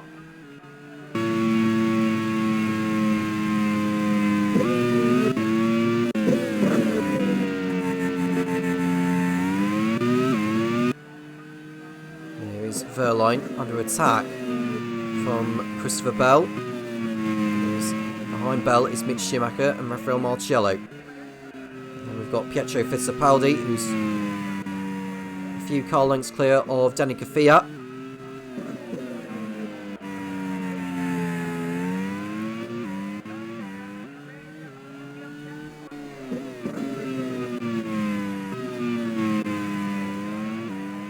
See Dixon continuing to lead, 4 seconds clear. There is Bell on Verline. That's another overtake completed by the American. The gap between Nasr and Boemi has come down to less than a second.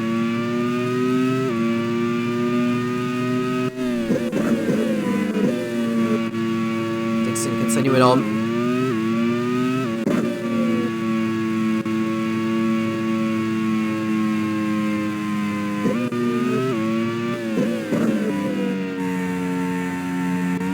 That was 6/10 between Nasr and Boemi. The gap is coming down all the time. And there goes Verline back on Bell as DaCosta runs wide at the left-hander. I don't think anyone ran into him. No, he's well clear of everyone. Probably just went in too deep. Yeah. There's nothing more than that. Force India, well and truly safe from relegation. It's looking like 3 from 5 going down. Who are Mana, Onyx, Fonmatel, Marscod Lola and Pacific.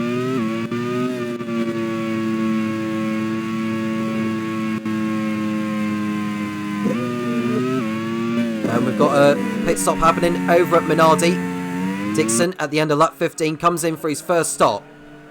Also in is Jean-Eric Verne.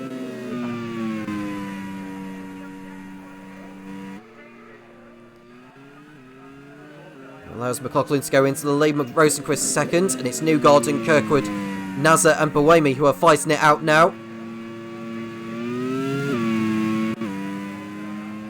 And Dixon rejoins behind Pascal Verline. Verne rejoins behind Mitch Evans.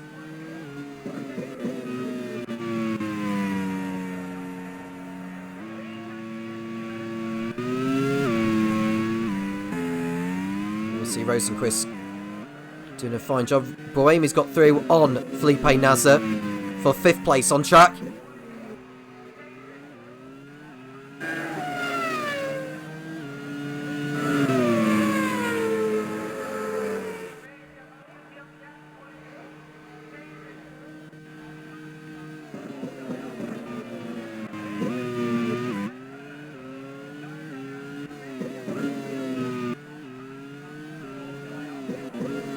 Goes Kirkwood. And what does Buemi decide to do? He stays out, does Buemi? Now, is there any other drivers heading for the pits at the same time? We'll find out in a moment. Well, Fittipaldi is in, as is Schumacher. Behrman also in for Simtek.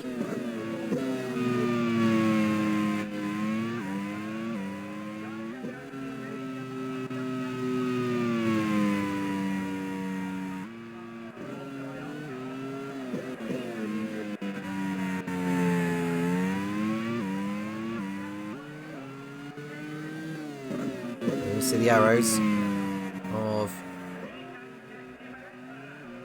Felix Rosenquist, who's in P2 right now. Newgarden is third, ahead of Buemi and Nazar. Jonathan, Bamber, DaCosta, Bell and Dixon running out the top 10.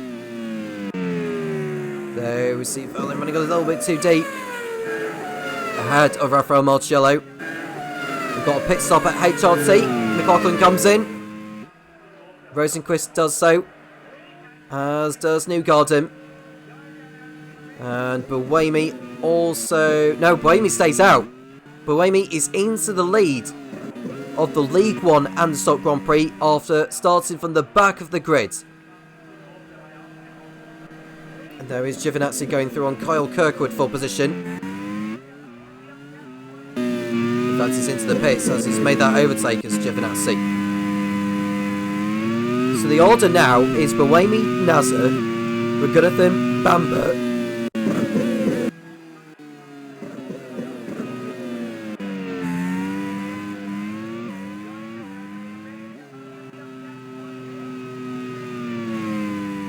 and it's Bell, Dixon, Marciello, Verline.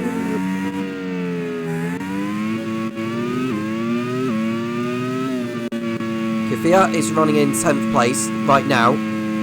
And it's McLaughlin, Kobayashi, Rosenquist, Verne and Evans. Well, Verne is right up behind Rosenquist for position. So it won't be too long before we see an overtake being completed in the near future. There goes the Fonmatel on the Force India. Verline overtakes Marciello, and we are seeing pit stops happening right now. And it's Nazar, Bell and DaCosta in. I wonder if Buemi is doing the one stop.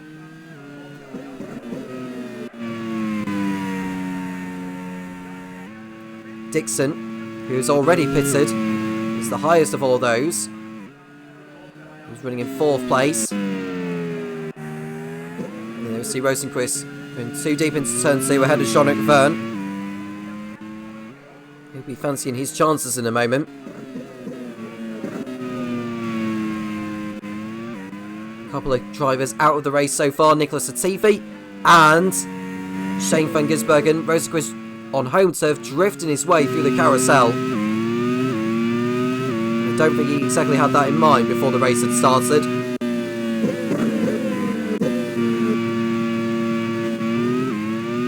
Dixon is 4th, and it's Verline, Kvyat, Marcello, McLaughlin, Kobayashi and Rosenqvist.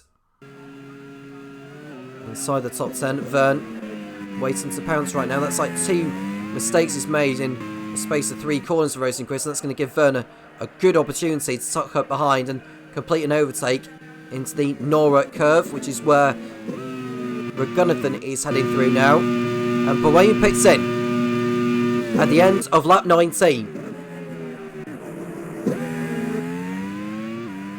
And as is Ragunathan, which will allow Earl Bamber to take over the lead. Verline into the pits for Von Mattel. And then we see Dixon, who's right behind Bamber for the lead. Mitch Evans coming in for Manor. Buemi rejoins in 10th place behind Kevin Estra.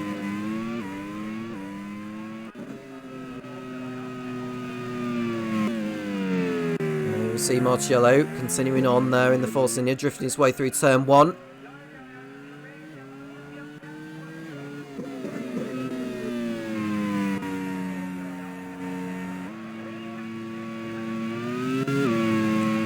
Here's the Onyx. He'll go up the inside of the Force India.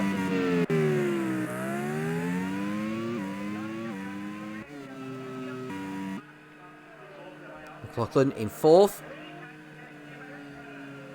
Behind Danny Kvyat, who's yet to stop in this race so far.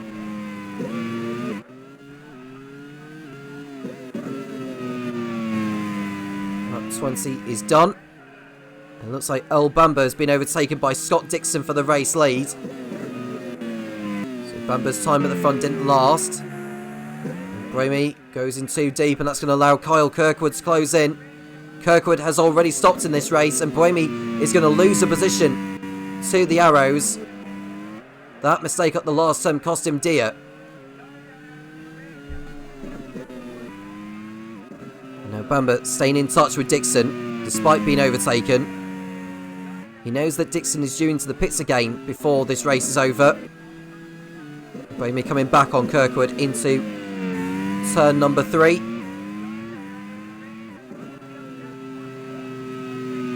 Behind Buemi is Kirkwood and Felipe Nasser, as we see Kvyat run wide a little bit.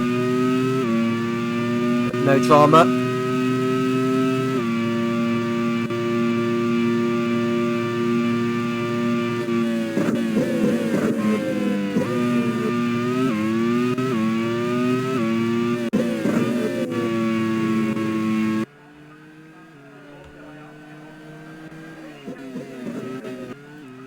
See Kirkwood going for it on Kevin Estra, who's just been overtaken by Sebastian Buemi. Buemi is pulling away, and there goes Pascal Verline, or Felipe Nasser as it is on Kirkwood. There is Pascal Verline, who's ahead of Ollie Berman and Pietro Fittipaldi.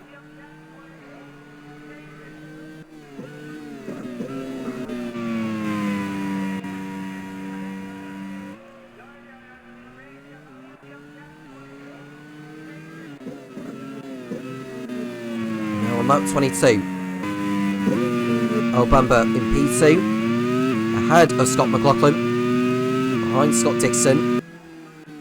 We know how reliability prone the Minardi is. Verline's gone through on Marcello for position. Now we're looking at Joseph Newgarden, who's behind Kamui Kobayashi, who we expect to be one of the one-stoppers, and Newgarden getting the move done around the outside before the penultimate turn, which we haven't seen anyone do over the course of today. Buemi isn't too far back from this battle. He's just posted a new fastest up of the race, a 1:14.2. It's been a sterling comeback drive from Sebastian Buemi so far. He really is getting the hammer down.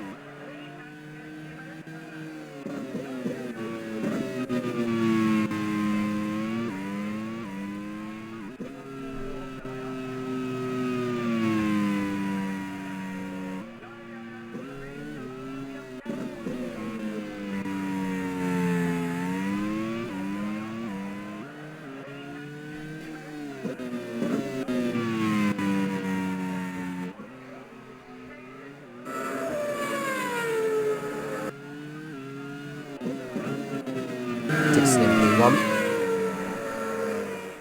And we're looking at Buemi. Can he do what Newgarden did on the previous lap? He can do, you know, and he's gone through on Kamui Kobayashi. And that move was coming all along. It was just a matter of when. Buemi goes through. As we see, I would say it's continuing to happen as Raghunathan goes through on Nazar. Buemi with another new fast lap of the race at 1:14.1 now. Marcello on the inside of Verline again.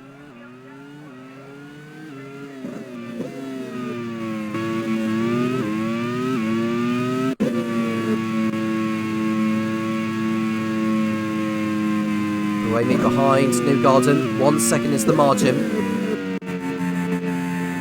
So, Buemi continuing his charge through the field.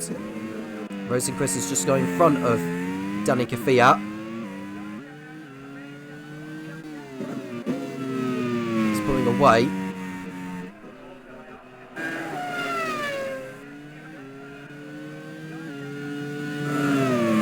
Buemi is tucked up behind Newgarden now.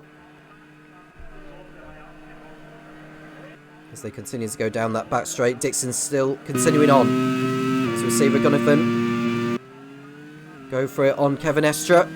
So Mick Schumacher running in 16th place.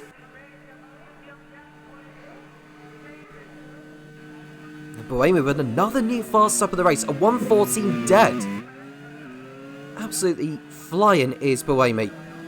Raghunathan on the inside of Estra into turn 1. And the race winner in Zolder going through into the points. McLaughlin in 3rd place behind. Earl Bamber, Buemi is behind. Newgarden 4th position. And out of the race goes Mick Schumacher in the Mascot Lola. Before half race distance, it's another non-finish for the German. And this will be the last we see from him before Grosjean takes back the seats. And that just adds wood into the fire in what's been a desperate season so far for Mascot Lola.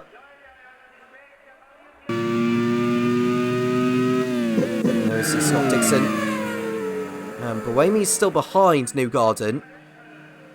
And we are seeing the Force India by the looks of Antonio Fitz-DaCosta. Buemi going through on Newgarden this time as he made the move stick. The answer is yes. Buemi up to 7th place behind his teammate Jean-Luc Verne. As we see Estra come in for his only stop of the race.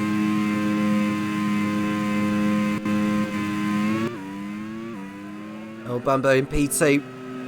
McLaughlin in 3rd place. Who's already stopped. But Bamber is doing a terrific job so far. Despite being heavy on fuel at the start. Not so now. He's only a lap or 2 away from pitting.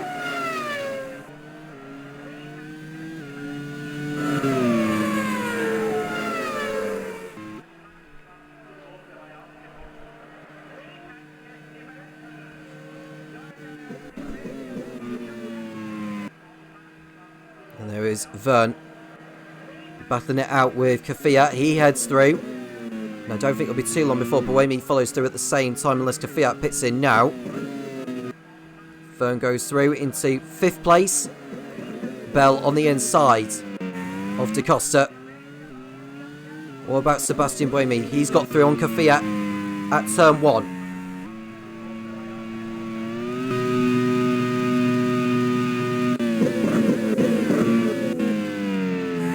goes Mitch Evans on Ollie Berman for position.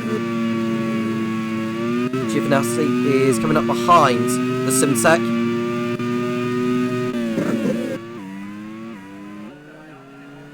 We watch Scott Dixon still in the lead right now. And Buemi's got through on his teammate. Buemi coming into his zone now. Next man ahead of him is 4th place Felix Rosenquist.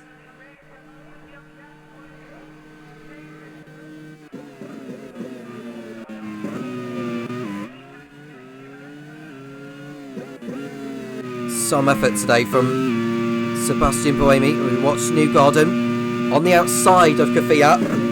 Won't make the move stick.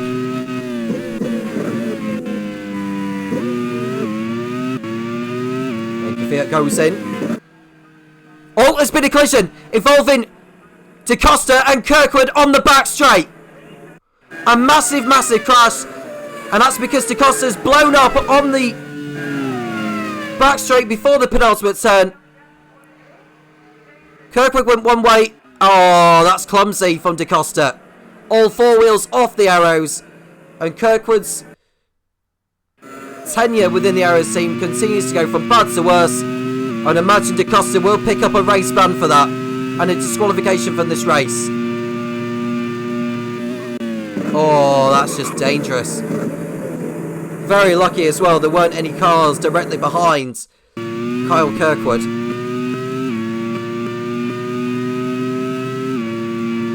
And there is DaCosta with a blown engine. Yeah. He knew Kirkwood was behind all that time.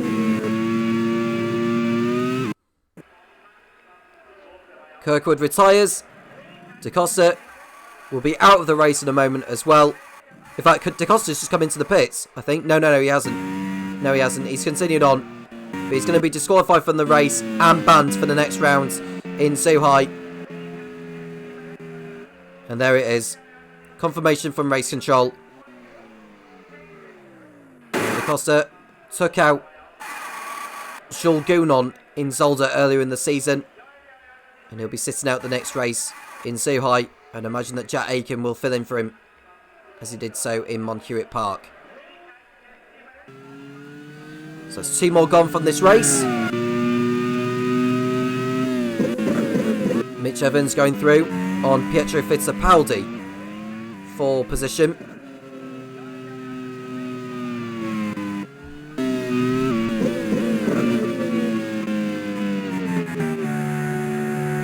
And we are into the one-stoppers of Earl Bamber, who comes in at the end of lap 28. This allows McLaughlin to go into 2nd place, Rosenquist 3rd, Buemi 4th. Kobayashi, going a little bit too deep into the Sodra hairpin.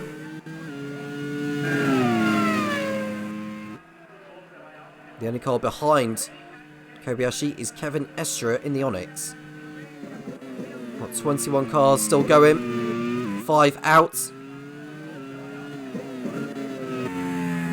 And an engine blow for the race leader, Scott Dixon, on lap 29. Retires yet again.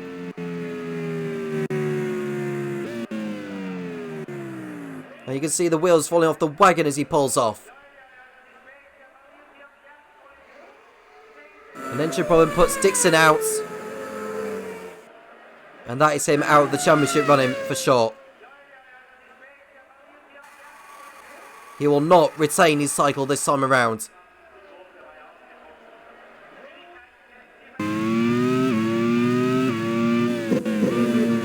And that has helped Earl Bamber for sure. He was rejoined in 9th position behind Christopher Bell. And he's got clear track ahead of him. Sebastian Buemi are now a whole second behind Felix Rosenquist in their battle.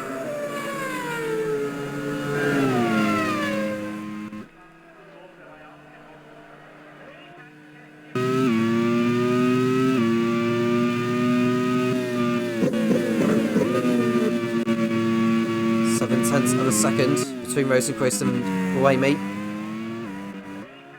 Kobayashi in 19th.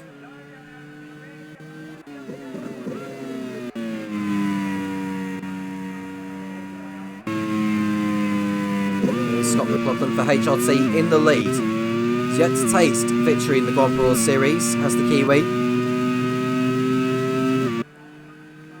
And Giovinazzi, who's the only Minardi left in the race, has gone through on what looks like Pietro Fittipaldi, 4th position. And Buemi's got through on Rosenquist. I think Newgarden's gone through on Verne at the same time. So Newgarden's gone through.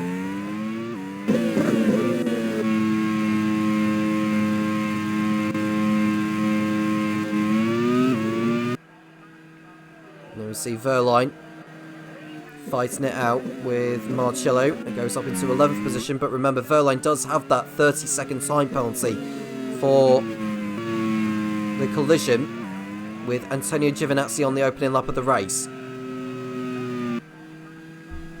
And Verne fighting back with Newgarden. And he goes through. Buemi through on Rosenquist for 2nd place. Buemi on a charge and going for it. He's got less than 5 seconds to make up on McLaughlin.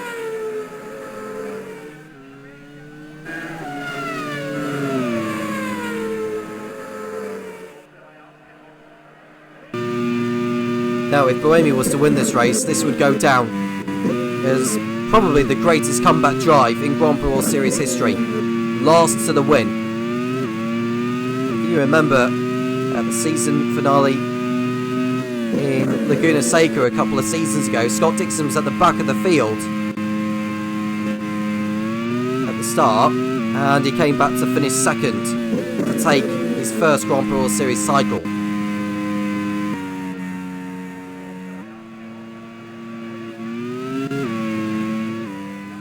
Still got the 2nd round of pit stops to come.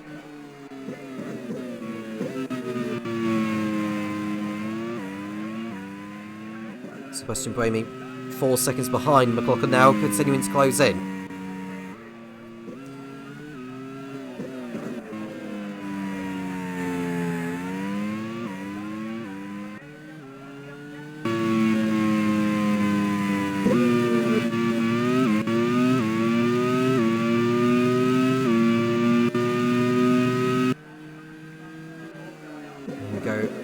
Berman through on Pietro Fittipaldi. This is at turn 3. The 2 Pacifics have struggled for pace so far today. Looking at Felix Rosenquist, who will go back into 2nd place because Buemi is coming for his final stop.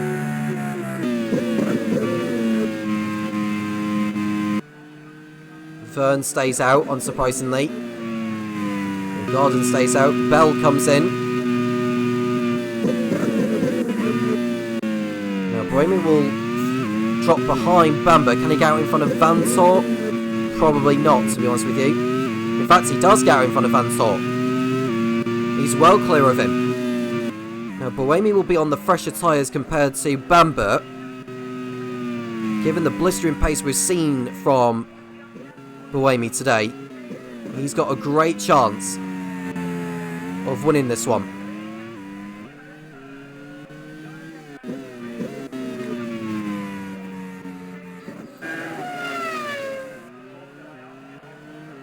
Felix Rosenquist in 2nd place. He must have been thinking going into this he had a good chance of closing down the gap to Buemi in the Drivers' Championship, but it seems like it's going the other way. Newgarden and Verne continuing to battle. This is for 3rd position now on track. Newgarden goes through on Verne, but Verne will feel he can come back at him. Verline behind Marcello.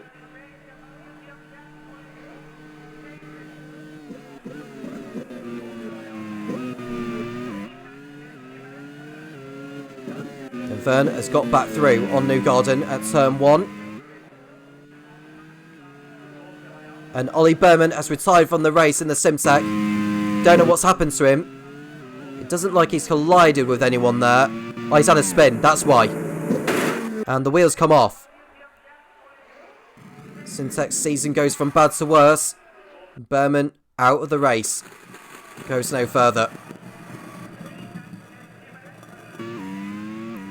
Newgarden is able to retain his third place ahead of Vern. Behind Vern is Matt Viragunathan in the BAR, the only BAR left in the race.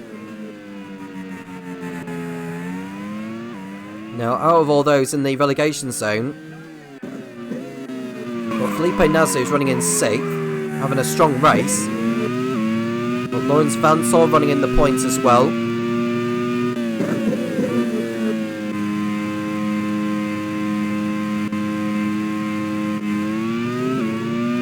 Now, how long will it be before we see Scott McLaughlin come in for his last stop? I can't imagine it would be too far away. Buemi's got 4 seconds to make up on Earl Bamber, who's going to go to the end. Nasser comes in from 6th place. And there's an engine blow up there. And that will be Danny Kafia in the Marscod Lola. Unless I'm mistaken with that. No, it's actually Lawrence Van Tor. It's Lawrence Van Tor who is going to be pulling out of the race with a problem.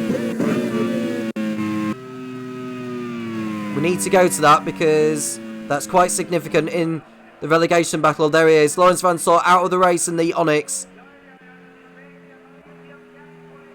Danny Kafia and Antonio Giovinazzi have gone through. But Van Tor's race goes no further. And that's another one out. Not a pleasing sight for team manager Ryan Ferris, who sees his team in another relegation battle this season.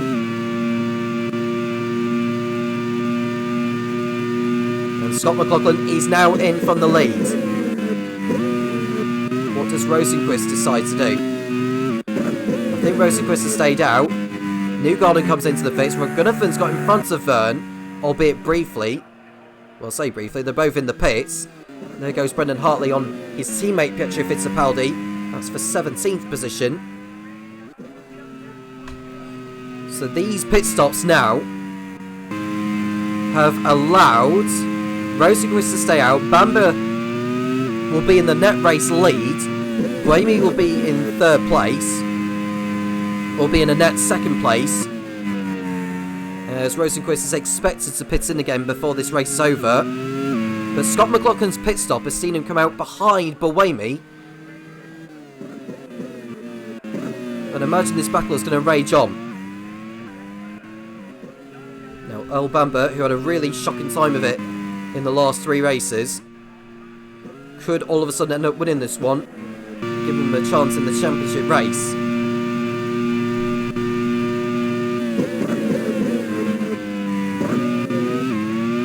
Now, Rosenquist comes in from the lead. The end of lap 36. This will allow Earl Bamber to go into the lead. Buemi 2nd and McLaughlin 3rd.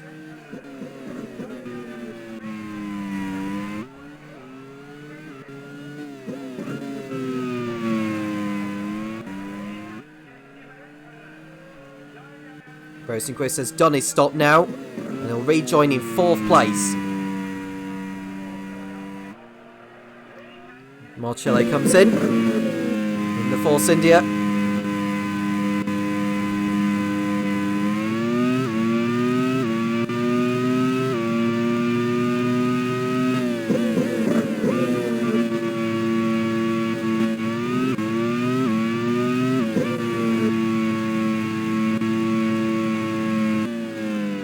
All looks pretty set for the finish, but not so for Manor. Mitch Evans is going to join his teammate on the sidelines with a problem. Stops on the pit straight, and that's game over for him. And Gearbox problem, sidelining him and the team. And off their double points finish last time out in Parnu, it's not going to be them adding to their score today.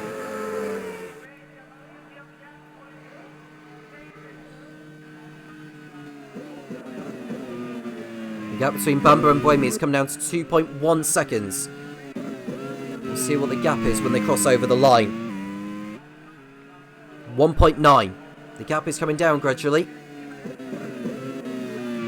And Rosenquist He's 8.2 seconds off the lead after his final stop.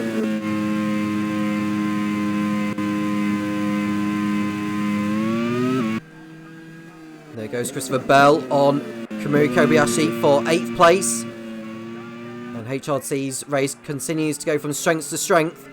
And Simtek's race is continuing to go from bad to worse.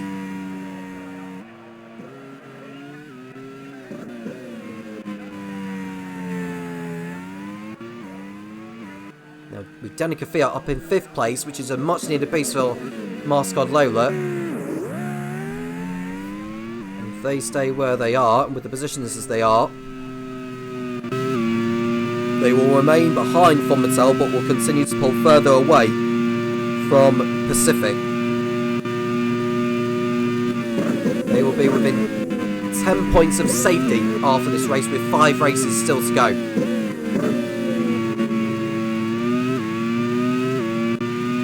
Bamber going over the line, Buemi going over the line, the gap is 1.1 seconds. Buemi took 0.8 of a second out of Bamber's lead on the last lap. There is Verline, who... Oh, that's Felipe Nasser, sorry. Who's behind Kamui Kobayashi. Nasser could do with a championship point to help the team's cause. He's up the inside of Kamui Kobayashi. And that's Nasser going up into the points.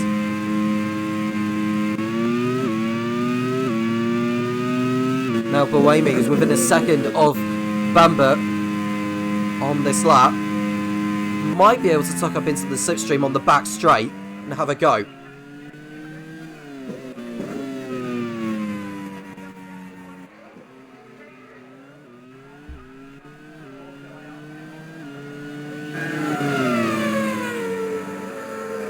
And there it goes, Buemi. Does he go to the inside here with Bamber? He's going for it here. Sebastian Buemi for the lead of the League 1 Anderstorp Grand Prix.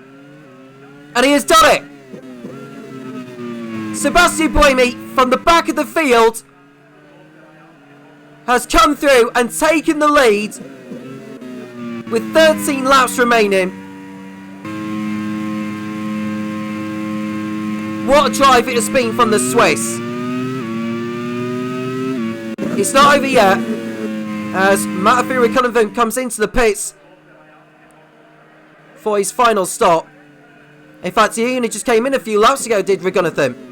So he's clearly picked up a problem, and that sees him fall out of the points. What a drive from the Swiss. Regunathan will rejoin the race. Showing he's in 15th place now. He is in 15th. But what a drive it's been from Sebastian Buemi today. From the back of the field, throwing a grid drop. For running into El Bamber of all people in Parnu. Clearly nothing has been able to stop him today.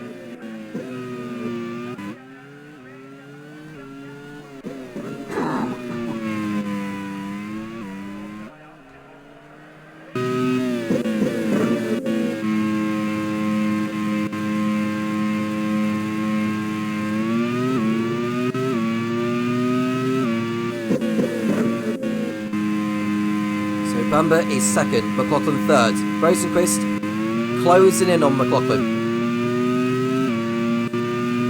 And then it's John McVerney in 5th place. As we see McLaughlin go through on El Bamber, who's continuing to struggle now on his older set of tyres. And I think as far as Leightonhouse's championship hopes are concerned, they're continuing to fall further and further away. And also for Arrows, with Kirkwood already out. Buemi's towing! Sebastian Buemi, after taking the lead, is out! For the second race in a row, Sebastian Buemi is not going to be making it to the checkered flag. A twist in the title race.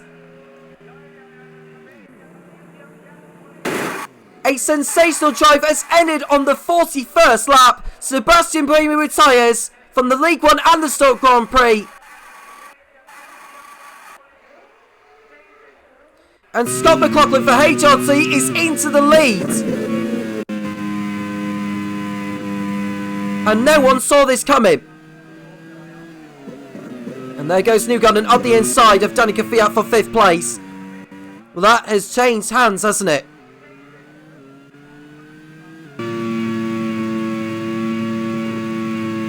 Now McLaughlin just needs to bring the car home. HRT have never won in League 1. They did so in League 2 with Adrian Sutil a couple of seasons ago. He won on a number of occasions, but they've never done it in League 1.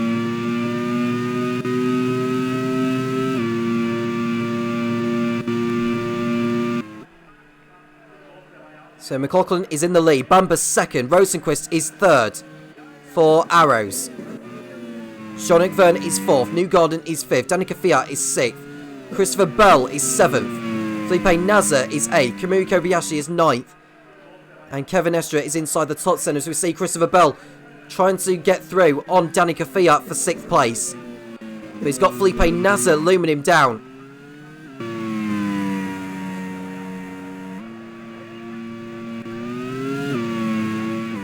Now, if HRT were to get the result from today with a 1st and a 7th, that would give them 31 championship points.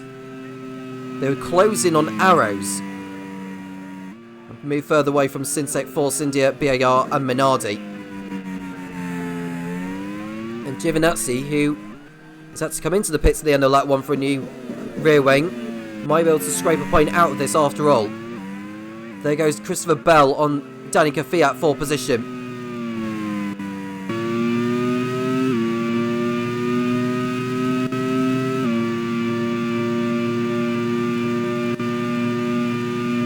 There is Earl Bamber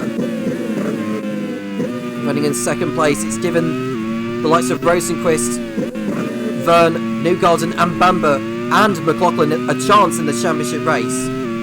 If Rosenquist was to remain where he is in 3rd place, the gap would come down to just 2 points heading into China in a couple of weeks' time.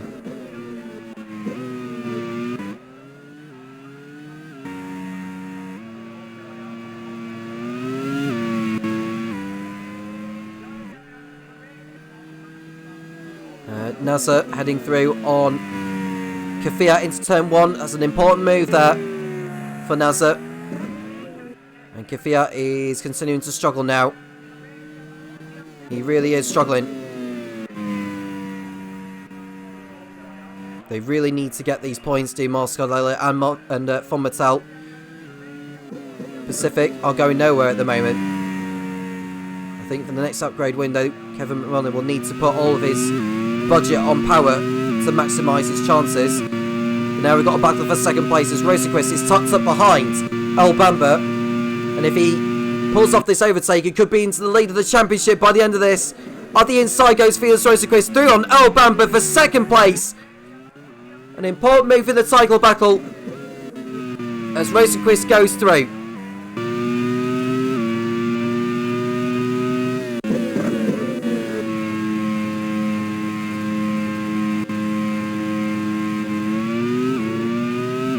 Eight laps to go. McLaughlin lead is 4 seconds over Rosenquist.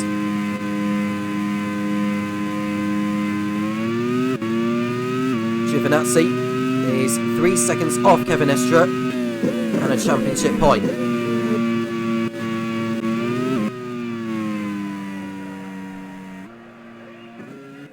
Will we see any more twists between now and the end of the race?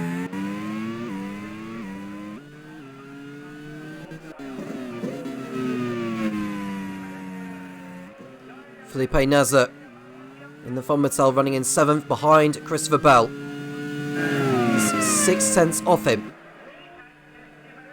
in the first sector.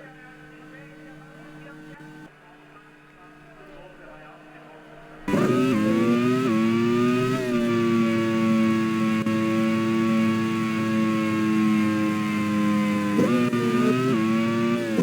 see Verline and Marcello. Verline will drop to last place as it stands. His 30-second time penalty. just seen a change for position because Felipe Nasr has slowed down in the Fomitel. This is not what they needed at this stage of the season. Nasr pulls off the track, and it's going to be no points for Fomitel today.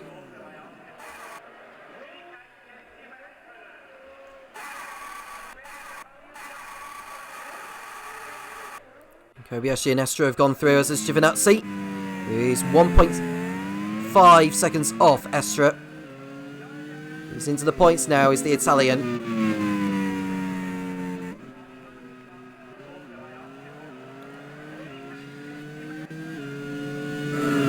Looks like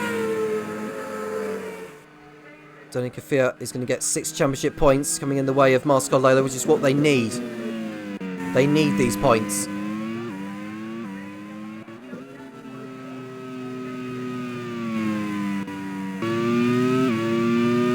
McLaughlin's lead is 3.7 seconds in the last sector. The gap is still the same at the beginning of lap 47. And there we see Astra running in 9th place for Onyx. Could be good for a couple of points. They're sitting in 10th position coming into this round. Now, a point would take them a couple of points would take them further clear of Fomitel, but Marscott Lola would close in.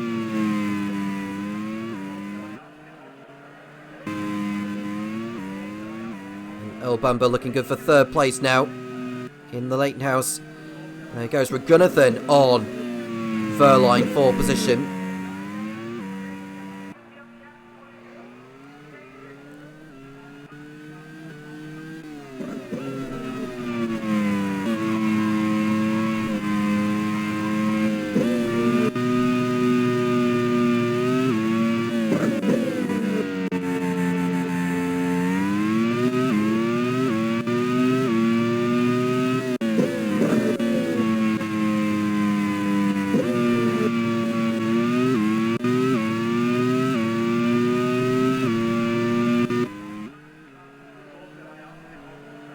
Bamba, 3 seconds off Rosenquist in the fight for P2, with 5 laps to go here in Anderstorp.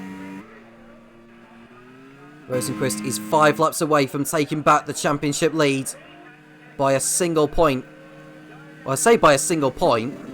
Buemi has the fastest lap point, so they will in fact be tied on points. Going into Suhai, Buemi will still in fact be in the lead because he's picked up more wins. Giovinazzi heading through on Estra for 9th place in the Minardi. And this is some consolation for the team, with Dixon already out.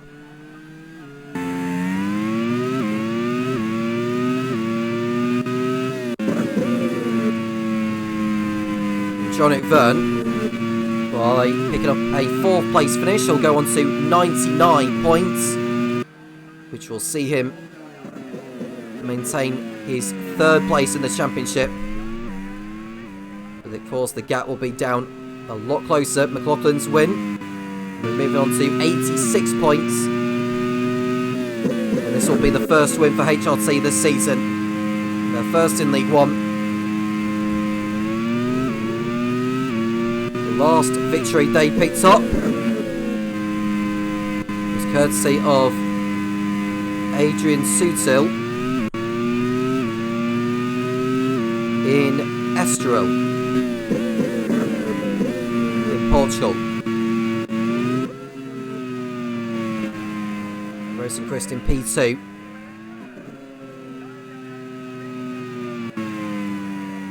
And Verne running in 4th place ahead of Newgarden, important for him. And you see Kobayashi is running in 8th place now. He's less than 5 seconds clear over Giovinazzi. Want to keep hold of this now.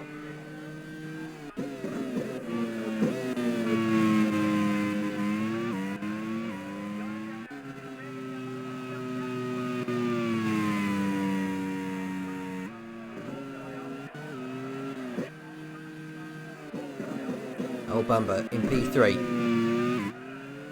Looking good for a podium.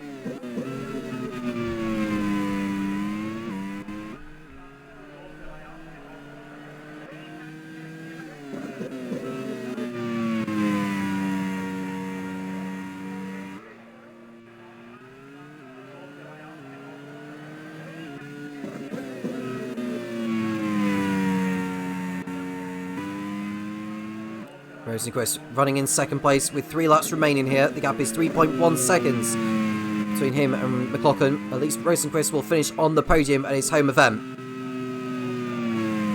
which will be something for Topher Smith to be smiling about. He'll be smiling more about the fact that he'll go level on points with Sebastian Buemi in the race for the title with 5 races to go.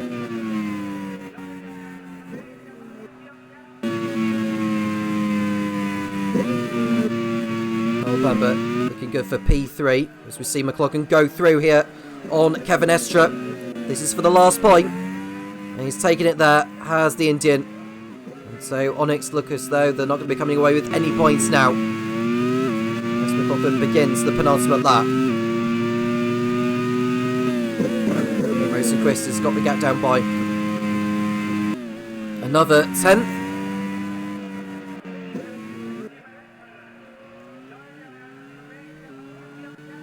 It's shaping up to be a brilliant finale to the season with 5 races to go. All away from Europe. This is the last European round of the season. So, Bemba doing his best to stay in the hunt. For Scott Dixon, it's pretty much the end of his title challenge, unless there's a mighty miracle in stock. Now Leightonhouse, by getting their cars home in 3rd and 5th, will give them 25 championship points. They'll close in on Prost, opposed to within, I believe, 38 points. And for Arrows, they'll only close in by a little. But for HRT, we're getting their cars home in 1st and 6th. 33 championship points will move them on to 124. It's the last lap. Scott McLaughlin on his way to his first Grand Prix World Series victory, adding his name to the long list of different Grand Prix World Series winners.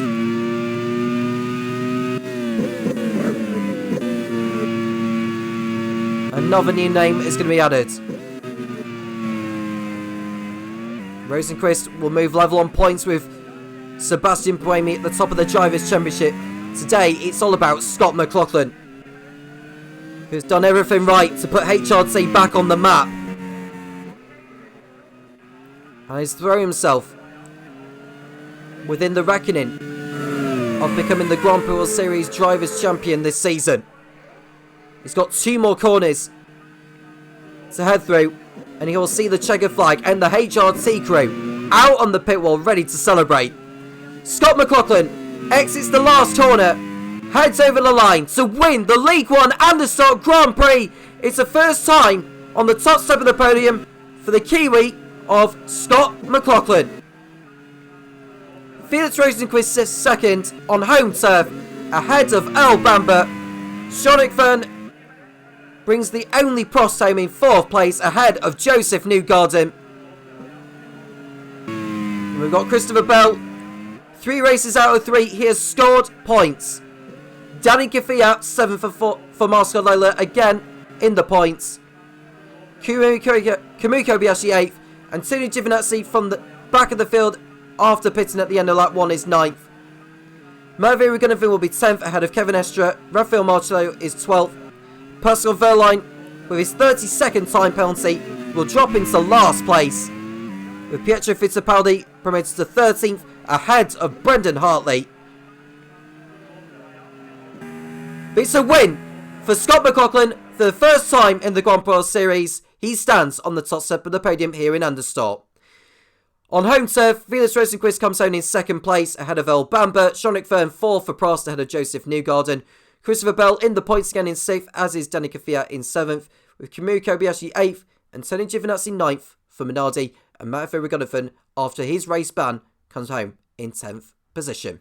Outside the points, we've got Kevin Estra, Rafael Marcello who's 12th ahead of Pietro Fittipaldi and Brendan Hartley, with Pascal Wehrlein 15th after his time penalty had been applied. Felipe Nasser out, Sebastian Buemi also out after being in the lead. started from the back of the field. Mitch Evans, Lawrence Van Tott, Ollie Berman, Scott Dixon, who he lost from the race lead as well. That is him out of championship contention realistically now. Kyle Kirkwood also retiring. Mick Schumacher, Nicholas Latifi and Shane van Gisbergen retiring before the checker flag. Antonio Fitz-DaCosta also pulled out of the race, disqualified for taking out Kyle Kirkwood, and is banned for the next race in Zhuhai. The pole position point went to Nicholas Latifi and the fast lap point went to Sebastian Buemi. Well. We all thought that Buemi was going to pull off the comeback of the season and in the history of the Grand Prix World Series, but it was not to be. A second non-finish in a row for him has seen Felix Rosenqvist become the leveller. It's game on in the championship race in both the drivers and the team's championships. With 5 races to go and the European season over, who is going to take the honours by the end of the season at Phillip Island? It's time to run down on the championship standings with Topher Smith, and I'll be back for the next round in Zhuhai in a couple of weeks' time. Topher, it's over to you.